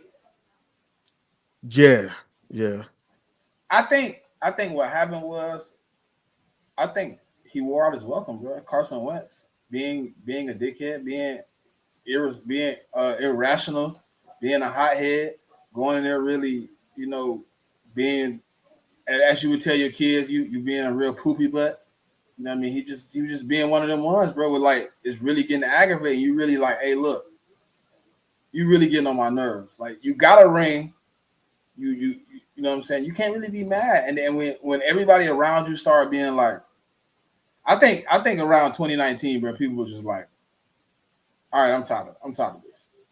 Dude just on the rampage. 2020 was just, I think 2020 was like the real boil out of it, going 4-12. People just didn't want to be on the team with him. They didn't want to play with him. I don't think the coaches wanted to coach him at that point. It was just like, and it was a lot of, and you could tell too, bro, because like, I'll be like, Carson, why aren't you walking off the field like that, bro? And he'd just be like, he threw an interception, he just like, and then he just walked to the sideline. He almost doing like what Caleb doing right now, bro. Yeah, Like, he I ain't like reminded me- how Caleb body language. I did not like that at all. That's what Carson in 2019 remind me of right now with Caleb. Yeah. Like, all that unnecessary body language. You over there like, man. Carson wasn't as bad, but Carson walked to the sideline, throw his helmet, and then sit down. All the coaches talking to him. He just like, Yeah. and it's like, come on, Carson, you red in the face, you all angry. Then you come out there and you don't fix the problem. You come out there and create another problem by throwing another interception or doing some dumb stuff. Yeah. And yo, we fought for Carson Wentz when he was the starter, man. We were saying how much he was better than Dak. We were saying all that. And then he just gave up. If Carson He gave up on the team. If Carson could have clicked back in and been a better person mentally, I think he could have been all right, man. But he got in his own way. I think he just now getting to the point where he's accepting it, and he's like, "Yeah, I fucked up. I messed up. I completely screwed up. Listen. There was nothing Howie Roseman wouldn't have put on this team for Carson if Carson was still here. You see him in the bowl, though? Huh? We're gonna see him in the bowl. What bowl? I don't think they make it. I don't think they make it. I think they will. I don't. I just think it's too. I just think the way it's playing out, like I think they're gonna have some good fight. I just think it's gonna be one of those games where, to me, I feel like, all right, it's almost like you remember like back in the day when like the Cavs would keep going back to the finals, and then it'd be that one year where the team just like, hey, look, I can't let you do this again, and they actually the team that it might be like the Toronto year. Where like the team just like, hey, look, I can't let LeBron go back. So remember the Toronto Raptors beat them in the Eastern Conference Finals. Like one of those, like you talking about Leonard? Yeah. I just feel like it's either gonna be like the Bills or the Ravens or something like that, where they like pull off one. Maybe I don't know. Obviously it's easy to say they're gonna make it, but I just believe somebody over there got to grow a pair. You just gonna let these boys just keep going back? Hey, Kev, I remember they said that about Jalen Hurts too. The money changed him. He not playing the same. But the numbers don't lie. Last year, he was putting up historic numbers and then also breaking records. And he was come back from behind and winning. They said the same thing about him. But they won't say that about they won't say that about Wentz. That Super Bowl changed Wentz, bro. That too. That Super Bowl, that was it. But everything else was just did you see stacked on see top him in the of him locker already room? being done. You see them in the locker room? He was sitting in the chair. Yeah. I'm like, bro, what are you doing? Like, we just won, bro. You got a ring. He looked so sad. He looked so upset. Because it should have been me. That's what he said in the back of his head. That's what he said multiple times in the back of his head. Man, this motherfucker, man, Foles done went out here and won this. Man, that should have been me, man. I'm supposed to be out there with the Super Bowl MVP right now, man. I want the rematch too. I want Kansas City. If the Bills go, it's going to be another motivation for me, because I'm like, yo, I'm tired of them saying that Josh Allen is better than Hurts and all that. It's not too far of a stretch. Let's see who's the better quarterback. Your motivation my quarterback. I don't give a damn about Josh Allen. I told you what mine is. I am the only team in the NFC East that don't got a championship on them bums' backs. I need them. I ain't worried about that, man. Because those years, them years was different. Them years was different. But I got Cowboy fans in my family. You know what their whole spiel is? Man, I got two out the Bills. You can't get one. You could let me get one. Oh man, I want unbearable. And my big brother is a Bills fan, so I would have even more fun rubbing it in on him because he was a Tom Brady fan, and he's a Bills fan at heart. He's so lovely. He's so lovely to stomp him out. And I know he'll come to my house to watch it. I know we'll be right here with tables full of liquor, you know what I'm saying? You know, the other, and it's gonna be a good matchup. He gonna come to my house and watch the Super Bowl regardless, but If the Eagles are in the Super Bowl, you gonna watch it here by yourself, good brother. Let me tell you, February, we win the Super Bowl. Let us win the Super Bowl. I got a tickle in my throat. I'm going to that parade. I'm going to lose my voice. It's gonna be something. What? You gonna be like, Smitty? Damn, but how long you been in Philly? A week.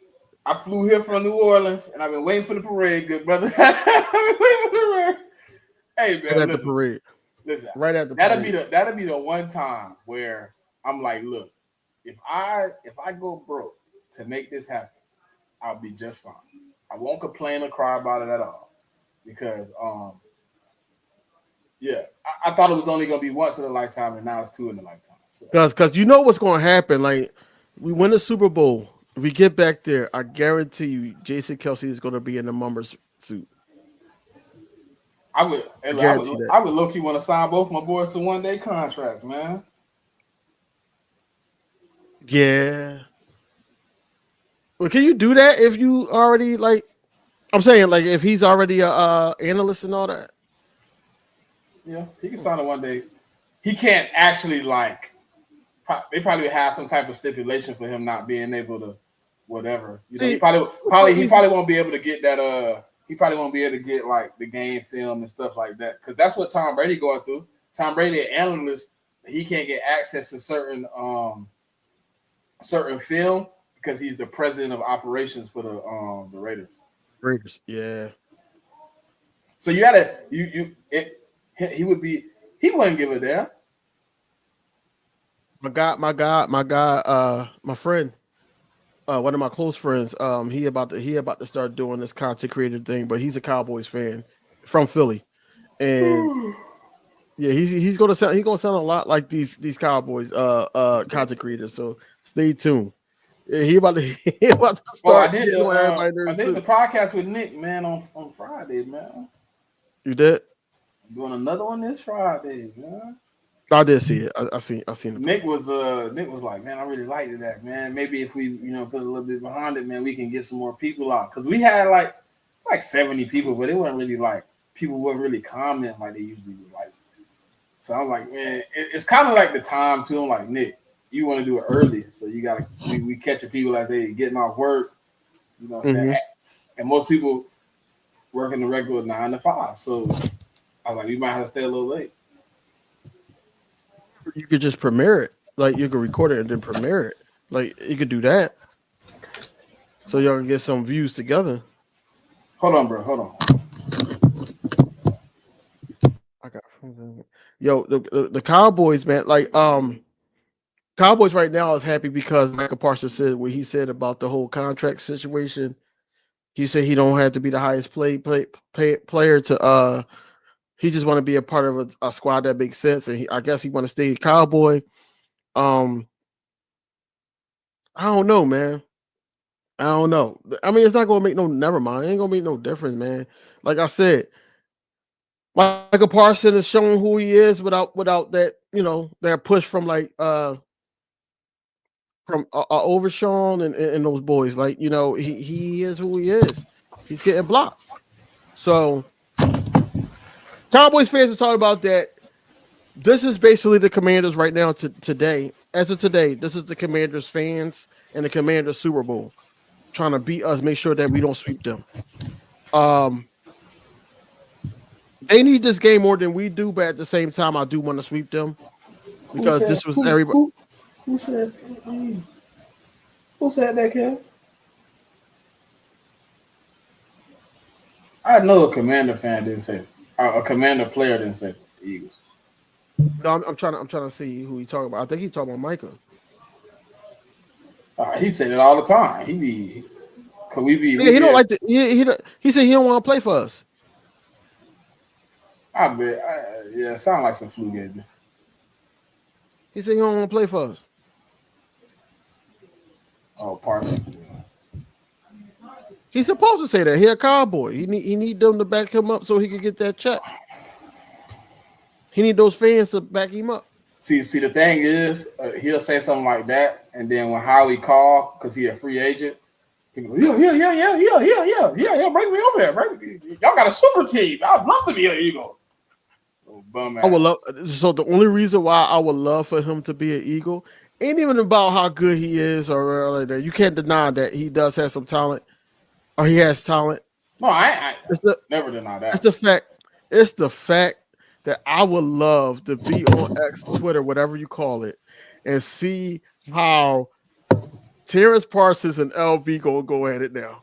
Oh nah, he gonna be kissing ass. That boy gonna be apologizing and running I want to everything see that. back. That's what I want to see. I want to see how Terrence Parsons gonna come at LB now, because LB gonna talk his talk. This He might be gonna a good game, boy. who playing? Chargers Broncos 7-7 Shit, I forgot that was on. That's on prime. Prime, right? Yeah, Yeah. I forgot that was on. Hold on, And I gotta. division matchup too. Both of them fighting for the playoffs. I think the Chargers need this win and stay in running. You know what's funny though? I know we get into the 2 hour, but we I don't give a damn.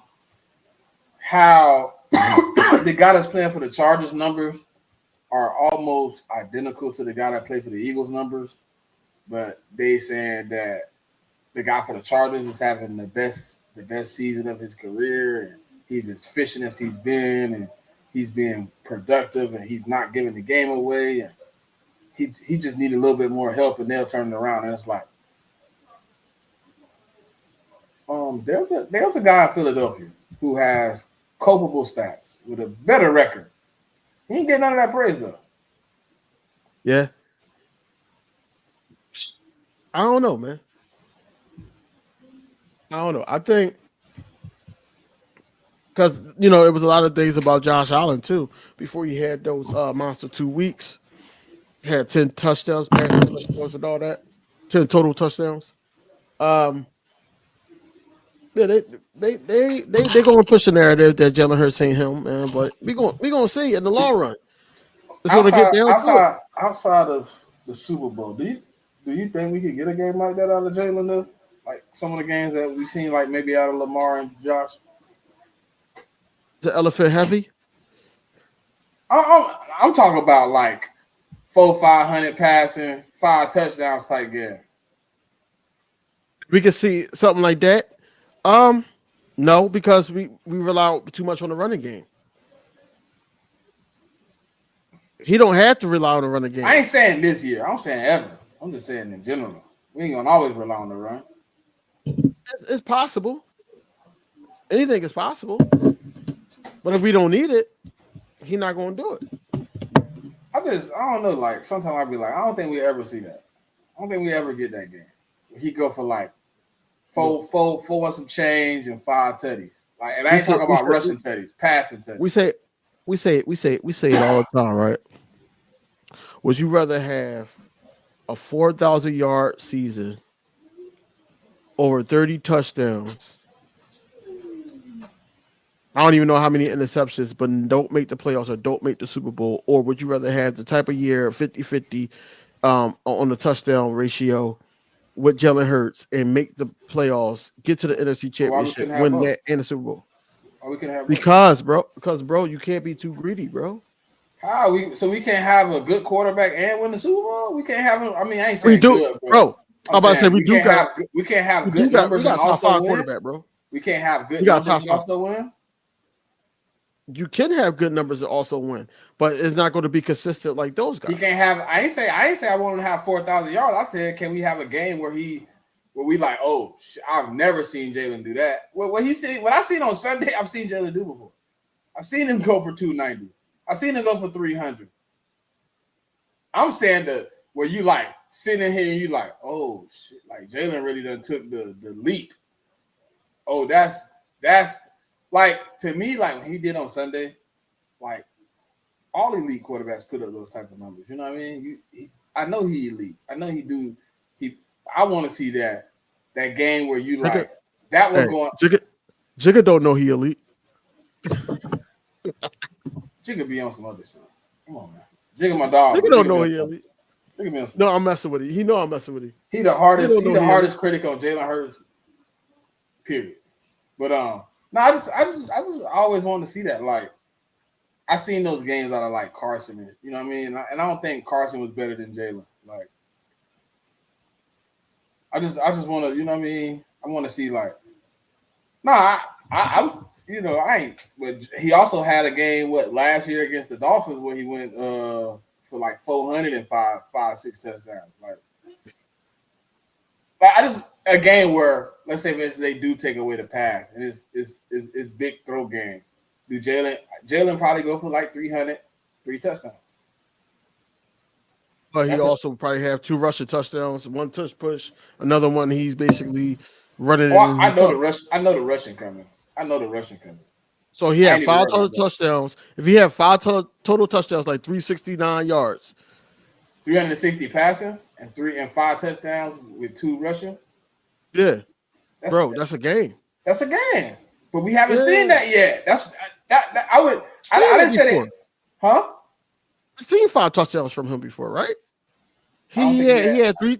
He had 3 passing touchdowns and he had 2 rushing touchdowns. I think he only had like 200 passing yards though. No, it was 200. It was 200. You're right. That was what I'm thinking about. I think it was the Giants game.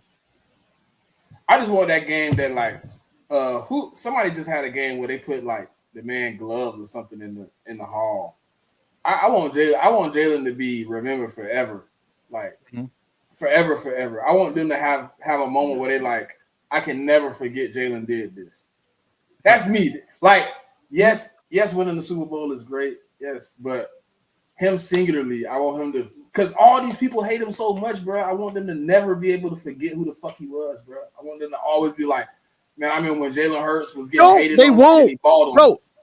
Yes, they will. Bro, they won't. Right now, they will. You know why they won't? Bro. All right. This guy right here. This man right here.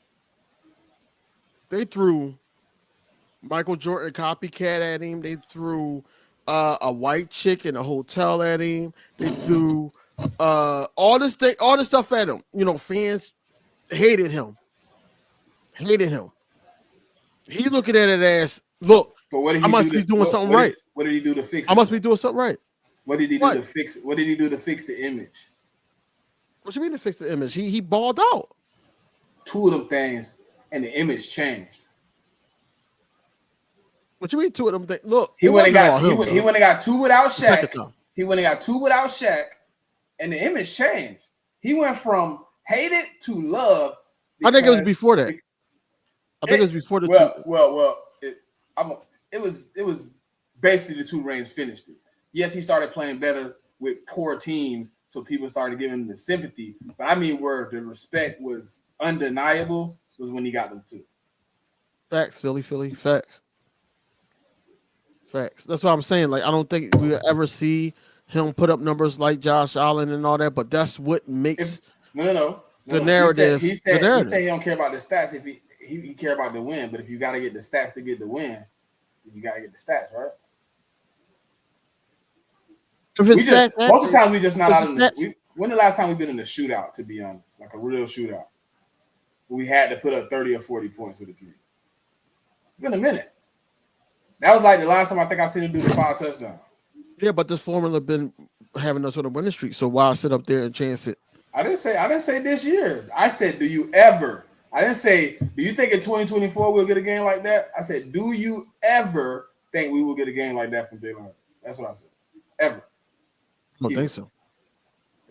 That's what I said. No, I don't think so. It's only because his mindset.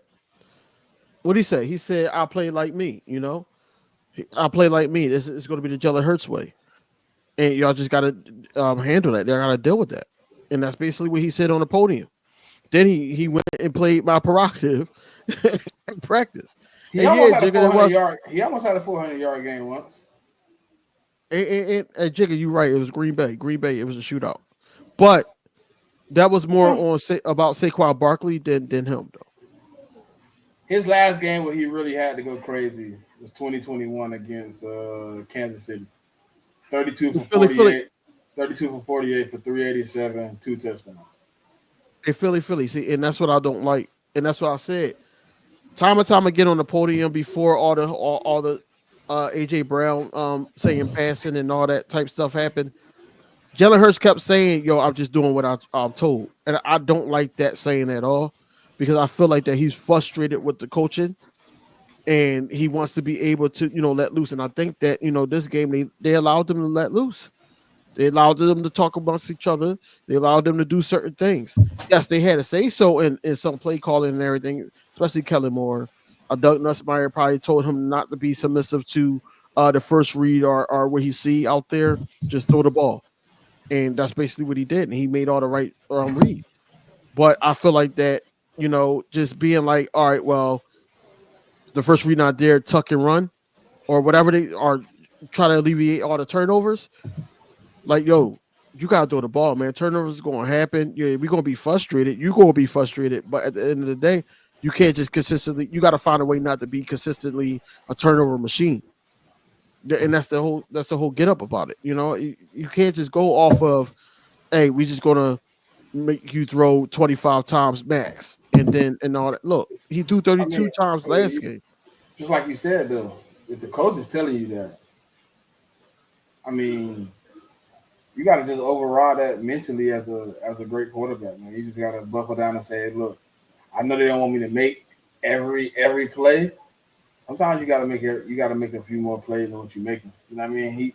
He has turned down some plays for some small plays that probably could have been touchdowns, but Yeah. you got people out there like, hey man, just don't lose the game. And that to me, that's I don't know, that's to me that's taking away some things that he does best. See, in 2022, going off of what Jigga just said, the last comment, he was decisive with the ball. Even throwing the ball to like somebody like Jack Stoll.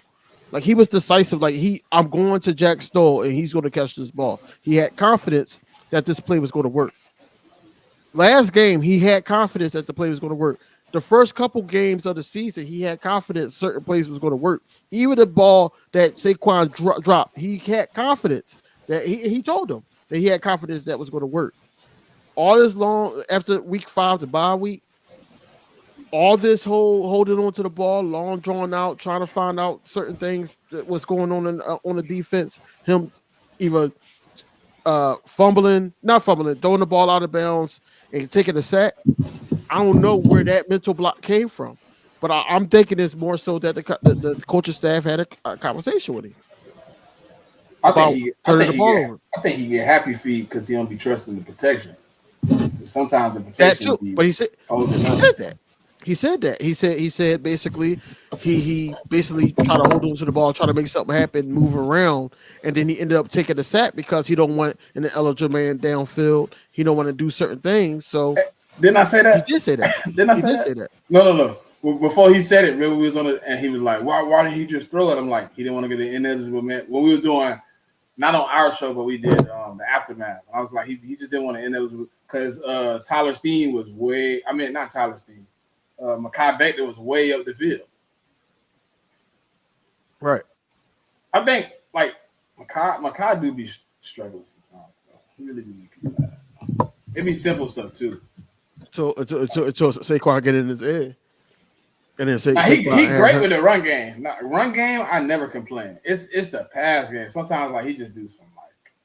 sometimes you could get confused. You could get confused because Jalen Hurts holding on to the ball, trying to make something happen and all that. You trying to go downfield and make sure that you're blocking somebody. Now it's an eligible man downfield. Like sometimes Jalen Hurts, the play call could confuse the lineman, especially lineman that hasn't been here. Probably not Cam, probably not Lane, and probably not Landon and what's it called, but whoever's in, especially if we got hurt guys like Tyler Steen, Micah If Becton and all them. we would have lost that game, bro, Tyler Steen would have had to show me a fair one, brother. No, see, what I saw was that he got in the game and he struggled in the beginning because he had to adjust. Once he adjusted, he did all right. I'm not saying he did good. He did all right. The two holding, he almost killed the drive with a holding penalty. If you know what I'm saying, He did. He did. Jalen had to make a great play, but Yeah.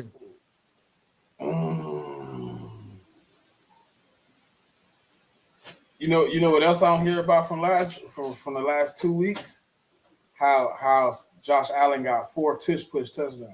I ain't gonna talk about that. They ain't gonna talk about that because that's not what he's known for. Man, they try to put that on Jalen Hurts. We only known for it because in 2020, 2022, and 2023, it was a 90% completion percentage. Nobody else could replicate it. But now it's not a problem because other people replicated it. We just use it. We just use it better than everybody else. Bro, and this is another thing too. We win this game right here. Bo Nix is Offensive Rookie Player of the Year. Depends on how this game go. Yeah, depending on how this game go. If they win this game, and he's the main reason why. It honestly, to be honest, it ain't even close right now though, according to like Vegas. To who? Like between Jaden and him, it's not even close. It's like minus. Who's winning? Jaden by a lot. That's BS, bro. You go look it up on anywhere where you want to bet on like Rookie of the Year. I want to say like Jaden Daniels is like minus 1,500, and your boy like plus 500. BS because at the end of the day, man, they going. It's the highlights, man. I feel like it's the highlights. I feel like that Jaden Daniel did have an impact on the Commander squad. A better impact than how last year, but I don't see him as right now. Like you said, who have they beat over 500? Nobody. This man is sitting up there putting nobody had the Broncos going 10-5 possibly after this game. A lot of people said they downfall. I think that's why he up ahead too. A lot of people said the downfalls last year was on Russ. They were saying, "Oh, Russ is the reason they struggle because Russ struggled." So now they're trying to say, "Oh, we got a better quarterback. We expected this, even though I didn't." Got our quarterback. I didn't expect it. I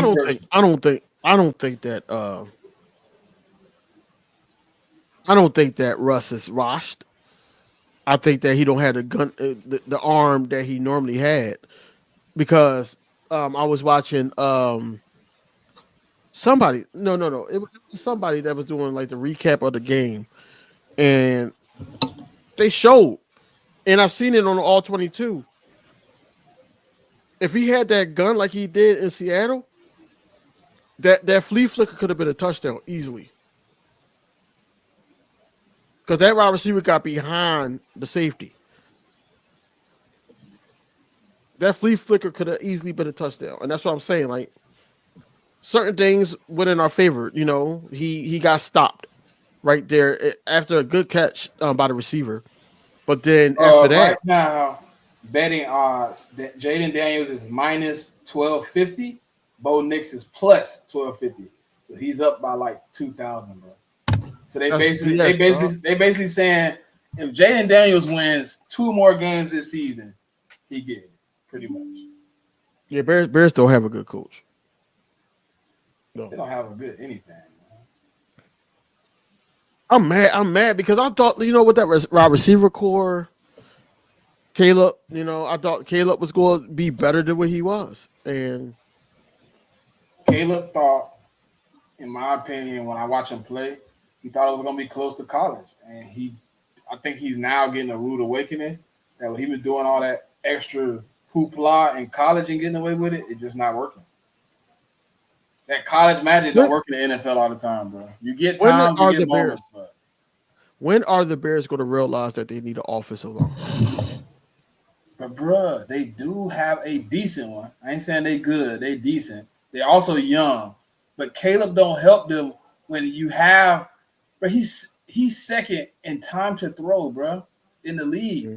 He's back there a long time, and then you start doing stupid stuff like you seen him do on Sunday. 2 spin move, you jump air, and you take a stupid hit because you did some dumb stuff. When you could have stayed in the pocket, and me looking at it from how we watch football, bro, when you stay in the pocket, that person you threw the ball to becomes open. And it's not a cross the field throw where you put air under it and the defender gets to make up the time. Like you're doing stuff unnecessarily, which Jalen did early in his career too. You know what I mean? We still sometimes be like, Jalen, you be exiting clean pockets. This man ain't even exiting the pocket. He trying to do some Barry Sanders shit. He done, oh, oh, oh. Bro, that don't help. That don't help your offensive lineman. Because guess what? Whoever get the sack. Coach, what's up, Coach? When they do all the offensive rankings, whichever player gets off their player and gets to you to get the sack, sub up. they stack I'll go give you a down. wrench. Hey, Coach, sub up sub up to my channel so I can give you a wrench. We gotta link up soon too, man. I think Caleb really need a better offensive coordinator, but he also need to be coachable, man. He got to be coachable. Yeah. Bro. He got to be coachable, bro. You going out there doing Houdini moves just ain't working. It ain't helping. Get on my channel so I can give you a wrench. Yeah, we gonna make it happen. I'm with it.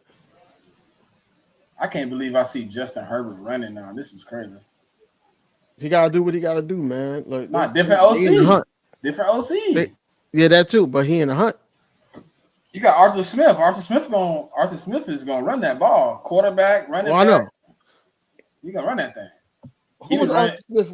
Who Arthur Smith? Yeah. 2019 MVP. Arthur Smith. Yeah. I mean, not Arthur Smith. Arthur Smith is with. We just beat him. We just beat Arthur. God darn it. No, I know who you're talking about. That's dang it. I know his name. Oh my God. Because Arthur Smith we just beat him. We just Greg Roman. Flag, bro. But yeah, score prediction, man. I gave mine yesterday. I gave it 31-17. I feel like the Eagles is going to hold them to under 20. I think that they're going to try to make it the game in the first half. It's going to be nice. You're for the crowd in Washington. I think the Eagles fans is going to travel down there, especially because it's a 1:00 game. It's going to be cold as hell down there. So I think they said it's going to be like 28 degrees.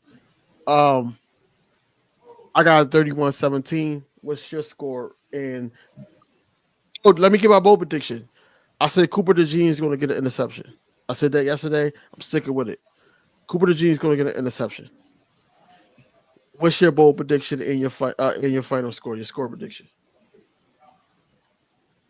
34-16. 16? Wow. 18-point game. Wow. And I ain't counting that last second bullshit they get. It probably end up being like with like 23. They're gonna get some last second goofy drive. Bold prediction. Fuck it, man. I'm gonna go with it. Jahan Dotson, first receiving touchdown as the Eagle. I think so. I like it because I need Jahan Dotson to show up, man. I need him to. Jigga. You say? They'll hate me if you do that. They'll hate me. Calcaterra over 100 yards, yo. Bruh, it's possible. I am victory lapping people, bro. If he do that, it's possible. It's very possible because I've seen something in the Commanders' defense that could exploit that, and Calcaterra could be going off.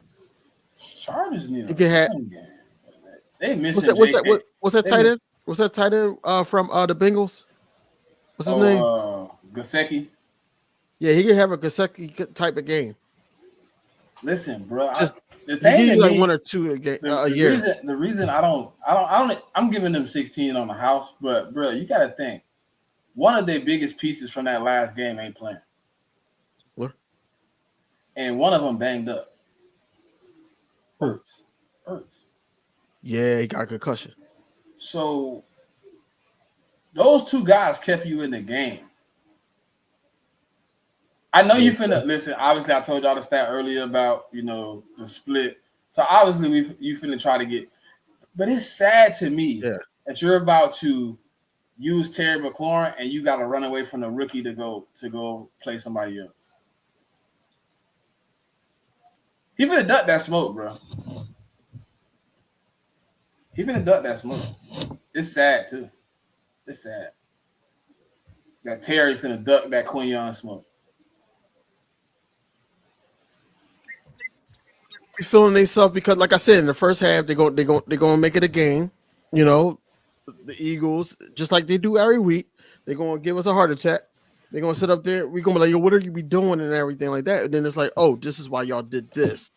But it's gonna give the Commander some life, and he's gonna try test out Q, and Q's gonna be up for the challenge. I don't think they're gonna try Q, bro. I really don't, bro. I really listen. Explain to me what I just told you, and explain to me what Quinyon did to this man. For you to go from being predominantly a one position, one place type of guy to now you all of a sudden a 50-50 guy. Oh, so what you're saying is that that's going to be Slade problem. I think so. I think he's gonna try to go back over there and see if he can rekindle what he used to do to Slade, but I don't think it's gonna happen though. You think Slade gonna show up? I think Slade gonna show up. I think Slade is ready to show You know up. what? You know what? Sunday, I'm wearing my jersey all day. My Slade jersey. I'm wearing it all day. You wearing Slade, so I'm gonna put on. Yeah, put on your Bradbury, Joe.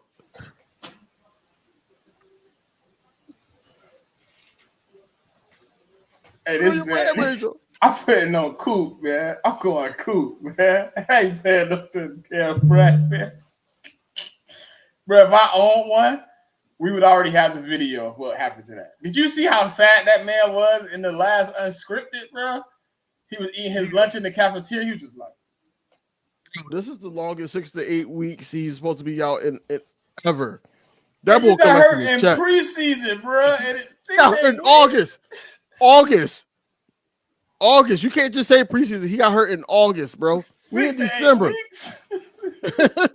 We in December, bro. Bro, still not on the. Yeah, bro. You got to chill, bro. He had a setback, bro. What? He had a setback, bro. He had a setback. What?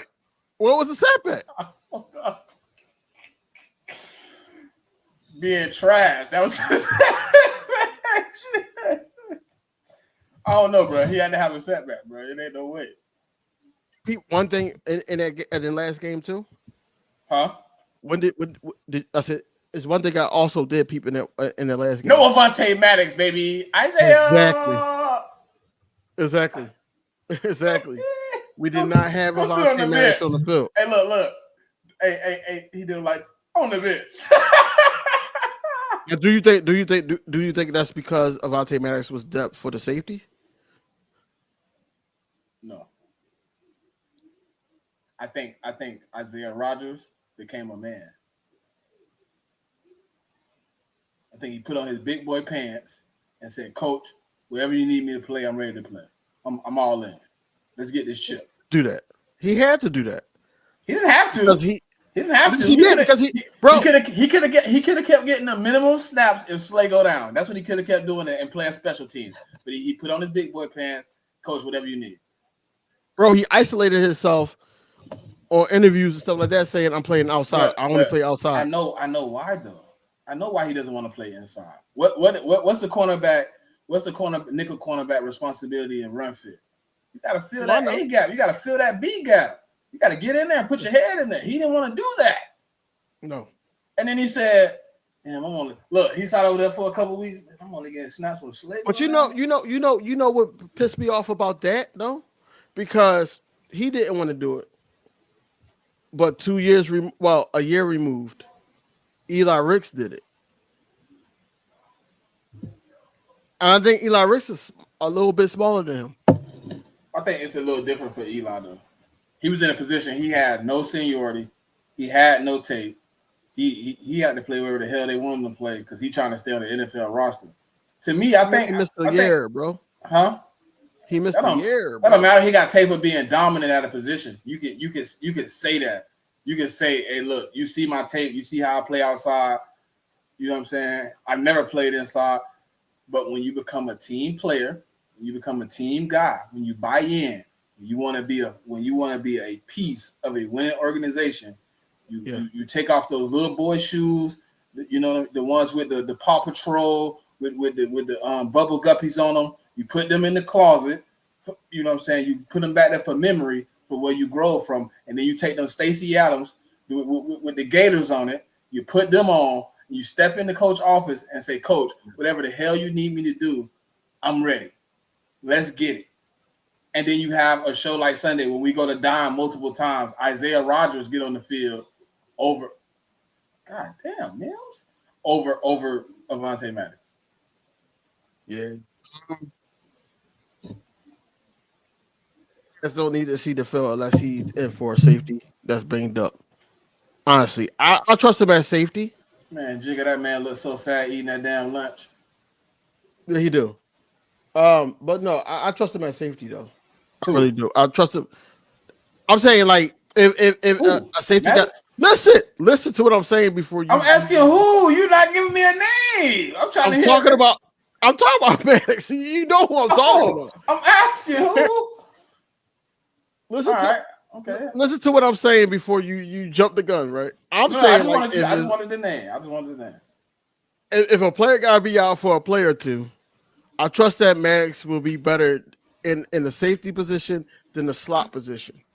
I mean, we seen him play a little safety a couple games ago when CJ had to go down for a little bit. He wasn't too bad. It's a little bit hard to evaluate though, because let's rattle some feathers real quick before we get out of here. Tristan McCullum was back there. It's a little hard to evaluate that. Let's ruffle some feathers, right?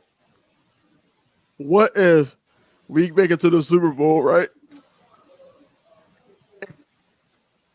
Don't say it, bro. Don't say it. Don't put it in the air, bro. Don't do it. Don't do it.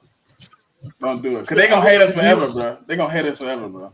They're going to hate us forever. If it really happened, if it really happened, they're going to hate me and you forever, bro. They're going to hate us forever, bro. Don't say it. Please don't put it in the air. Please. Hey, yo, something happened. Knock on wood. It don't happen. But if something happened, how mad would y'all be that man on the field? Not even an injury. Somehow he gets subbed in the Avonte Maddox role on dime. No, I can't have both of them out there. No. He get instead of Maddox out there, he subs in where Maddox would be, and he's playing the nickel dime corner. No, because James Bradbury. Listen, James Bradbury is slow in the slot. We seen that in the beginning of 2023. We seen that he's slow. Mm-hmm. He either outside, which no, Q got that locked up. Yeah, Q got that locked up. And then safety, if Reed Blankenship and CJ Gardner-Johnson not hurt, I'm good. I don't even trust Tristan. McCullum back there. You said you don't? I said I even trust him more. But what I'm saying is, if there's a way that Bradbury could get on the field, how mad would everybody be? I know I'll be pissed. I ain't gonna lie, Sidney Brown been really pissing me off, man. He be doing some unnecessary, reckless, dumb shit. It's really pissing me off. That play on Sidney Brown. That play on Sunday, bro. Oh, Sidney, yeah. That was dumb. Like, why would you head to head a dude that's a blocker, bro? You if he's blocking you, why are you using your face? What is he doing? I remember a couple shows ago. That's what I've been telling you, that Sidney Brown is unhinged. No, but he been being overly reckless the last couple times when he done got hurt. Well, you done did because he want to prove that he can play. He want to prove that he can play. You don't have to to. The Vic. Listen. But look, DV, there's a difference between being explosive, like he's been being, and being reckless. You try to block somebody with your face on a kickoff. What are you doing? And then when you hurt your knee, I don't even know what you was doing. I can't even explain the movement. You tried to do some flash. I don't even know. Bruh. I know Philly because he's becoming. Listen, you're trying to earn time, like DV said, and I agree with DV. You are trying to earn time, but now you have become overly zealous for the time, and you're becoming reckless. Your play before was exciting. Now we're looking at you like, bro, you just did. Why you did that? What? What are you doing? If you want to get on the field, I'm sure Coop didn't show recklessness. He showed understanding. I'm gathered. I'm composed. I'm ready to play. You are showing Vic, if I put you out on the field, you're going to do something dumb. And I can't risk that with you on the field. I can't, like, I could see a play where, like, Tristan McCullum, yes, he did miss a tackle. He was more controlled than Sidney. He was still able to he missed a tackle. He was able to stop his feet and get back into the tackle, though. Sidney Brown, if he misses the tackle, the man is way over there somewhere because he completely missed and he's out of the play. What are they saying? He didn't score? Oh. I don't know. They reviewing it though. He was there. Oh yeah, he scored. He scored. No, he scored.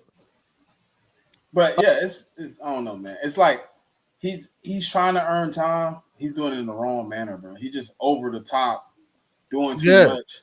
Like, and that's what I'm saying. He needs to slow down and play his game, bro. Like he don't. We've been saying that since last year, though. If he slow down just a little bit and actually use your IQ with your speed, like Nolan Smith is now doing, you could be better. But you just out there. I gotta go 200. Oh, I missed. And it's like, let me block dude with my face. What? Bro, when I seen the replay, bro, and I seen he didn't even put his hands up, he just went like this. I was just like, yeah. You on some dumb stuff. I seen it. Yes. Sometimes the recklessness helps, especially when you get a fumble and then Kelly Ringo recover it. To me, that wasn't reckless. To me, that was you just being fast and reacting. That's not reckless because you went down there in the intentions of making a play. When I say reckless, DV, I mean like I know what you're talking about, like unhinged to the point where you're not even a factor. You're not even a factor. You messed up so bad that when we watched the all 22, we wonder where the hell did you just come from out of the camera view? Right. You're like, was he 20 yards down the field? Like, how did he end up back there with the quarterback? Oh, because he did some dumb stuff. Like, I can see right now Vic putting him in for a blitz and him completely missing the blitz and doing nothing on the play. Nothing on the play. Where the quarterback just like step up and he just and then the quarterback is like, all right, free lane over here for me to run out. He got to stop, bro. He got to slow down and read the field and make calculated moves. Yes, you are fast. Yes, you are explosive. You can be electrifying, but you do some of the reckless stuff in the worst moments. I feel like that we've seen the best play of Sidney Brown as an Eagle in that Cardinals game. I think he'll get more of those. I honestly do think he'll get more of those. But you know why? But you know what? It's gonna be few far in between because you're always gonna be doing dumb stuff you're gonna get those picks probably in moments where you're like, oh, Sidney Brown on the field. Oh, dang. He ain't played in 7 games.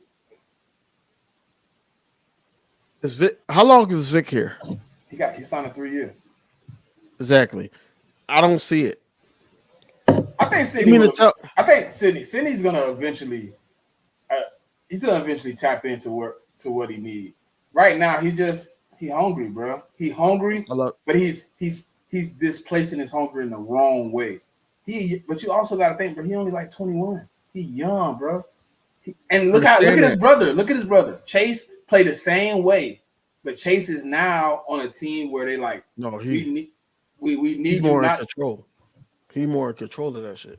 Now because he has to be the guy, he's more in control. Go back and look at the tape when he was the backup guy. Well, I know. 1, 2, he's a running back. It's a different position. Kinda, because you can't be as reckless. Obviously, you obviously are in the control of the OC, the offensive line, and the quarterback getting you the rock. I'm just talking about how he used to, get the ball and do certain stuff, and he's trying to run over bigger guys. He's trying to do. Now Chase is like, hey, look, I've gotten hurt. I've gotten banged up. Instead of me running him over, I'm going to hit him with a move. If the move don't work, I'm going to be safe. I'm going to protect my body because I know I'm a smaller guy. I'm gonna get down. I'm gonna get down. I'm gonna get out of bounds. Sydney, like, there's no conservativeness. There's no, you know how you buy a car, it got a governor on it. He has no governor. His car is all gas, and he been blew the brakes out. No, his brother does, like, you know, find lanes to the point where, yeah, I'm trying to not have to say pause, but yeah, finding lanes that he needs to go through, and it works. It works most of the time. I'm Sydney happy gonna that learn, he. bro. I believe he will, though. I don't like right now, like, you know, y'all can stamp this, y'all could cut it, however y'all want to do it. I don't see it, especially in this scheme. In this scheme, no. Why not? Salah, Robert Salah scheme, I believe he will figure it out, but not in this scheme Why not? because he needs this him game to. fits him. I don't see it. It fits him though. It fits the role because you want to play a guy in the box with speed who can read and react to plays. The problem why he can't get the time. The problem why he can't get the time is because the read and react. He's reacting. He's not reading. That's what I'm saying. But I think Fangio is the guy to mold you though, where he's not going to look at it. Most people with Sidney Brown's speed, his explosiveness, would find a way to put him on the field just because of what he does in those aspects. Fangio like, nah, you're not performing how I need you to. I'm not putting you on the field. I'm cool. Man, this Charger defense is looking real.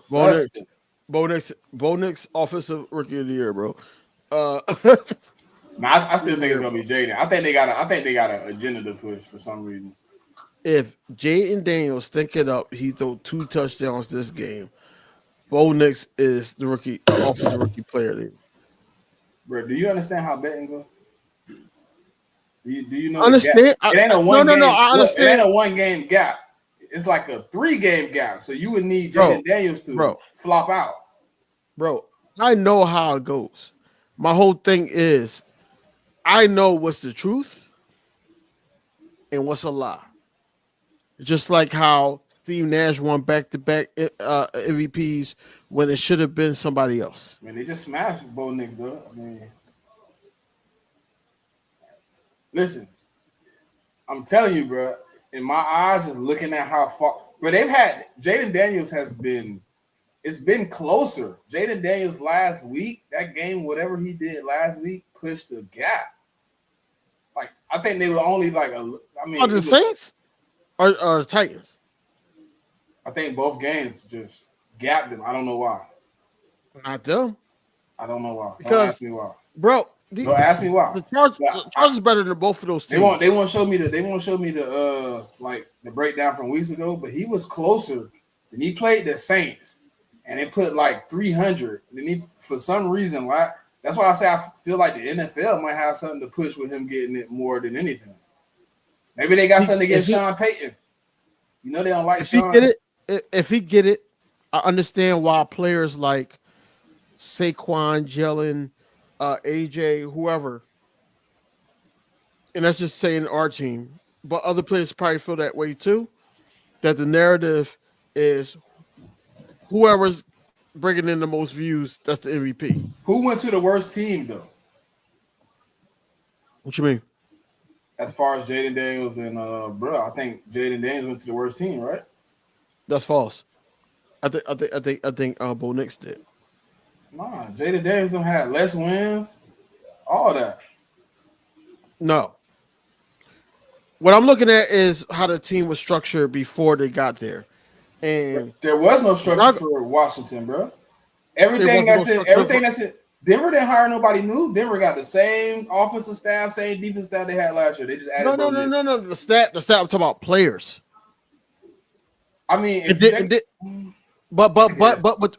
but with the Commanders, they got Jaden Daniels. They hired a linebacker. They brought in some veterans.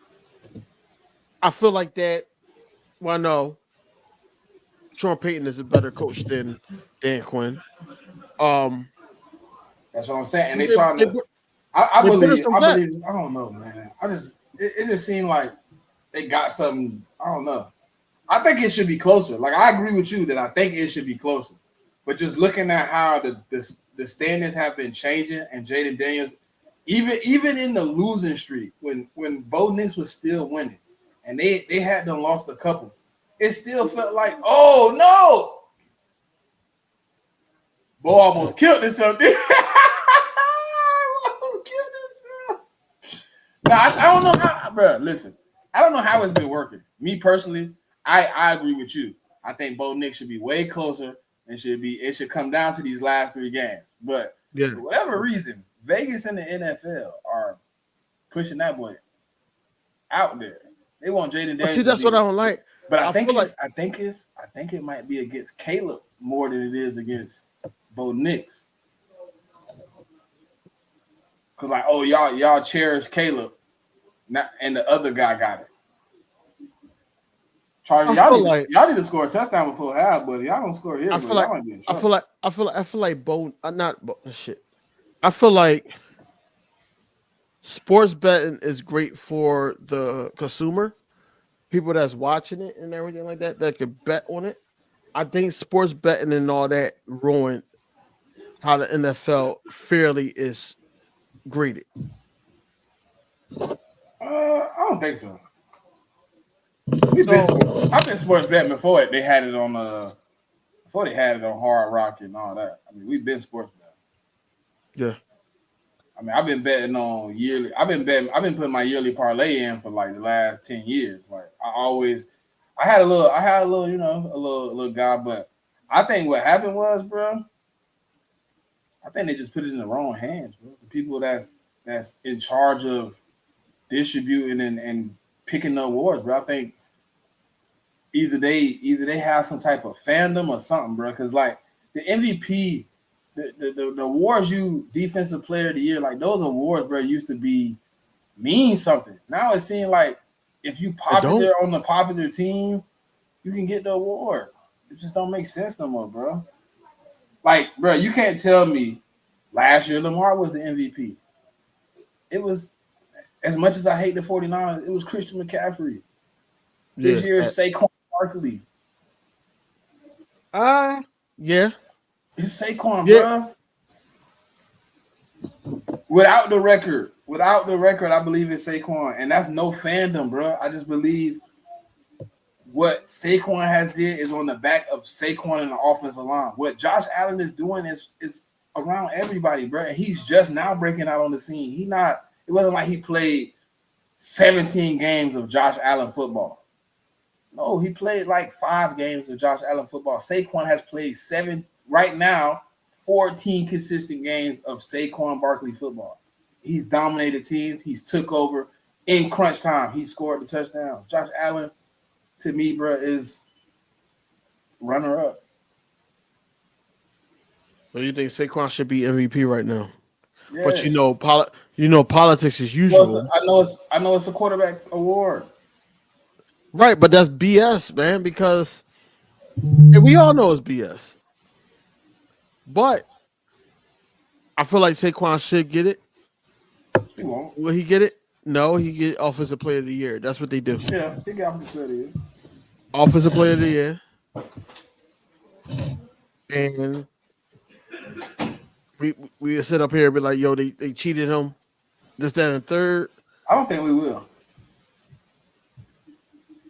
I think our No, ambition, not to we, be honest, not no. us. No, I'm saying fans. I think our ambition Yeah. would be like, oh, we're gonna get you back. Don't worry about it. You stole it from us, we'll get it back. We want the real MVP anyways. You know how we'll spin it. You know how we finna spin it.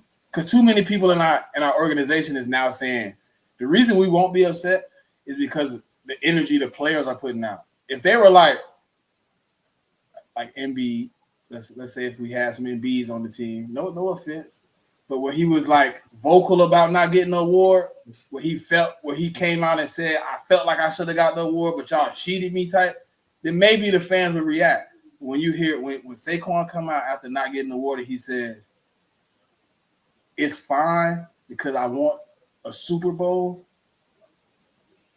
It's fine because we're gonna do bigger things. Some of the fans are going to react the way you said. They're going, oh, he got cheated. But the fans that's really locked in with what the team doing right now, they're going to have that same energy. You got it. You got it. Don't worry about it. We coming to get the real MVP. Let me see something real quick before. Hold on. I got to see something real quick. Oh, cool.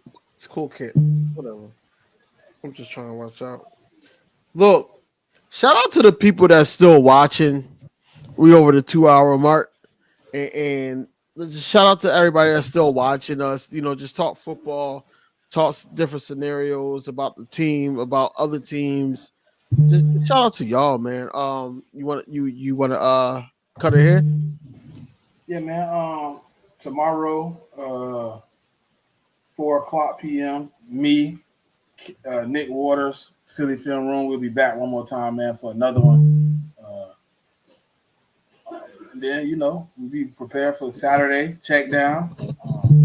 Be back at it, man. So we're gonna be tapping in and doing our thing. So y'all stay tapped in with us, man.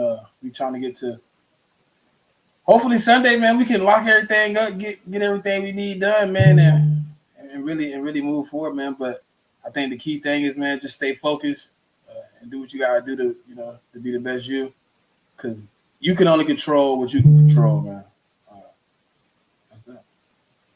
Hey, first thing first, I do want to talk about everybody that's supporting the channels. Just being here week in and week out. And even commenting on the recorded channels that I do. I mean, not recorded channels. I'm sorry, the recorded videos. Hey, that's really who should be Offensive Rookie of the Year right there, though. If you ask me, glad. Mm-hmm. But yeah. I'm gonna come out with my own like solo joint. I don't know if it's gonna be in a car, if it's gonna be in this setting, but I am gonna come out with my own take on the Eagles versus the Commanders take, and just solidify my decision, especially after Friday's practice, because I know that solidifies who's gonna play or not. Our majority of the time it solidifies it. So we got one more week without Dallas, right? Yeah, he come back after the Cowboys, but he can play in the Giants game. Hold on, he come back. I thought it was versus the Cowboys. Who the last game is? The Giants is, but I thought it was versus the Cowboys. I think he come back after the Cowboys game. Okay.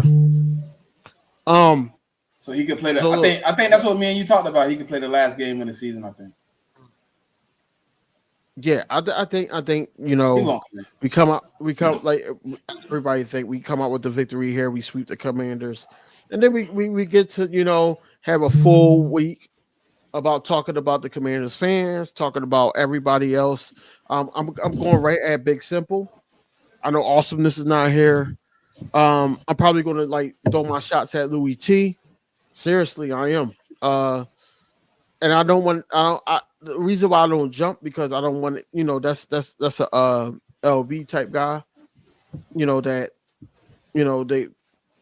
They cool. So he throw shots. So if I throw shots, they're gonna try. Oh yeah, spin it like you trying to sound like LB. No, I'm not trying to sound like LB. I'm talking my shit to you, and you guys see me too. So I'm gonna be throwing shots at all the Commanders fans all week. The only person that I got respect for is Arabia. Shout out to her.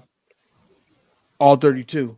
She on the same type of time as Simone, so I respect it. So, overall, man, I just look at it like get the second seed, lock up the NFC East, go Birds. Fly Eagles fly. Until next video.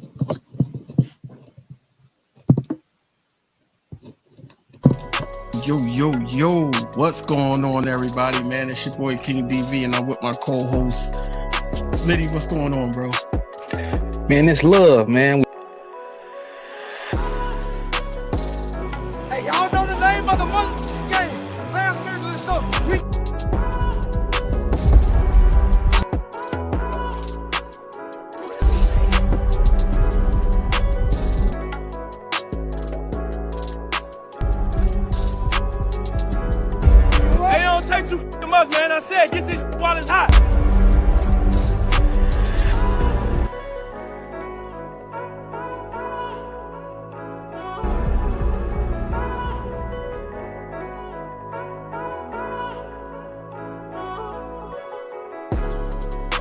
Until next time, man, y'all know what it is.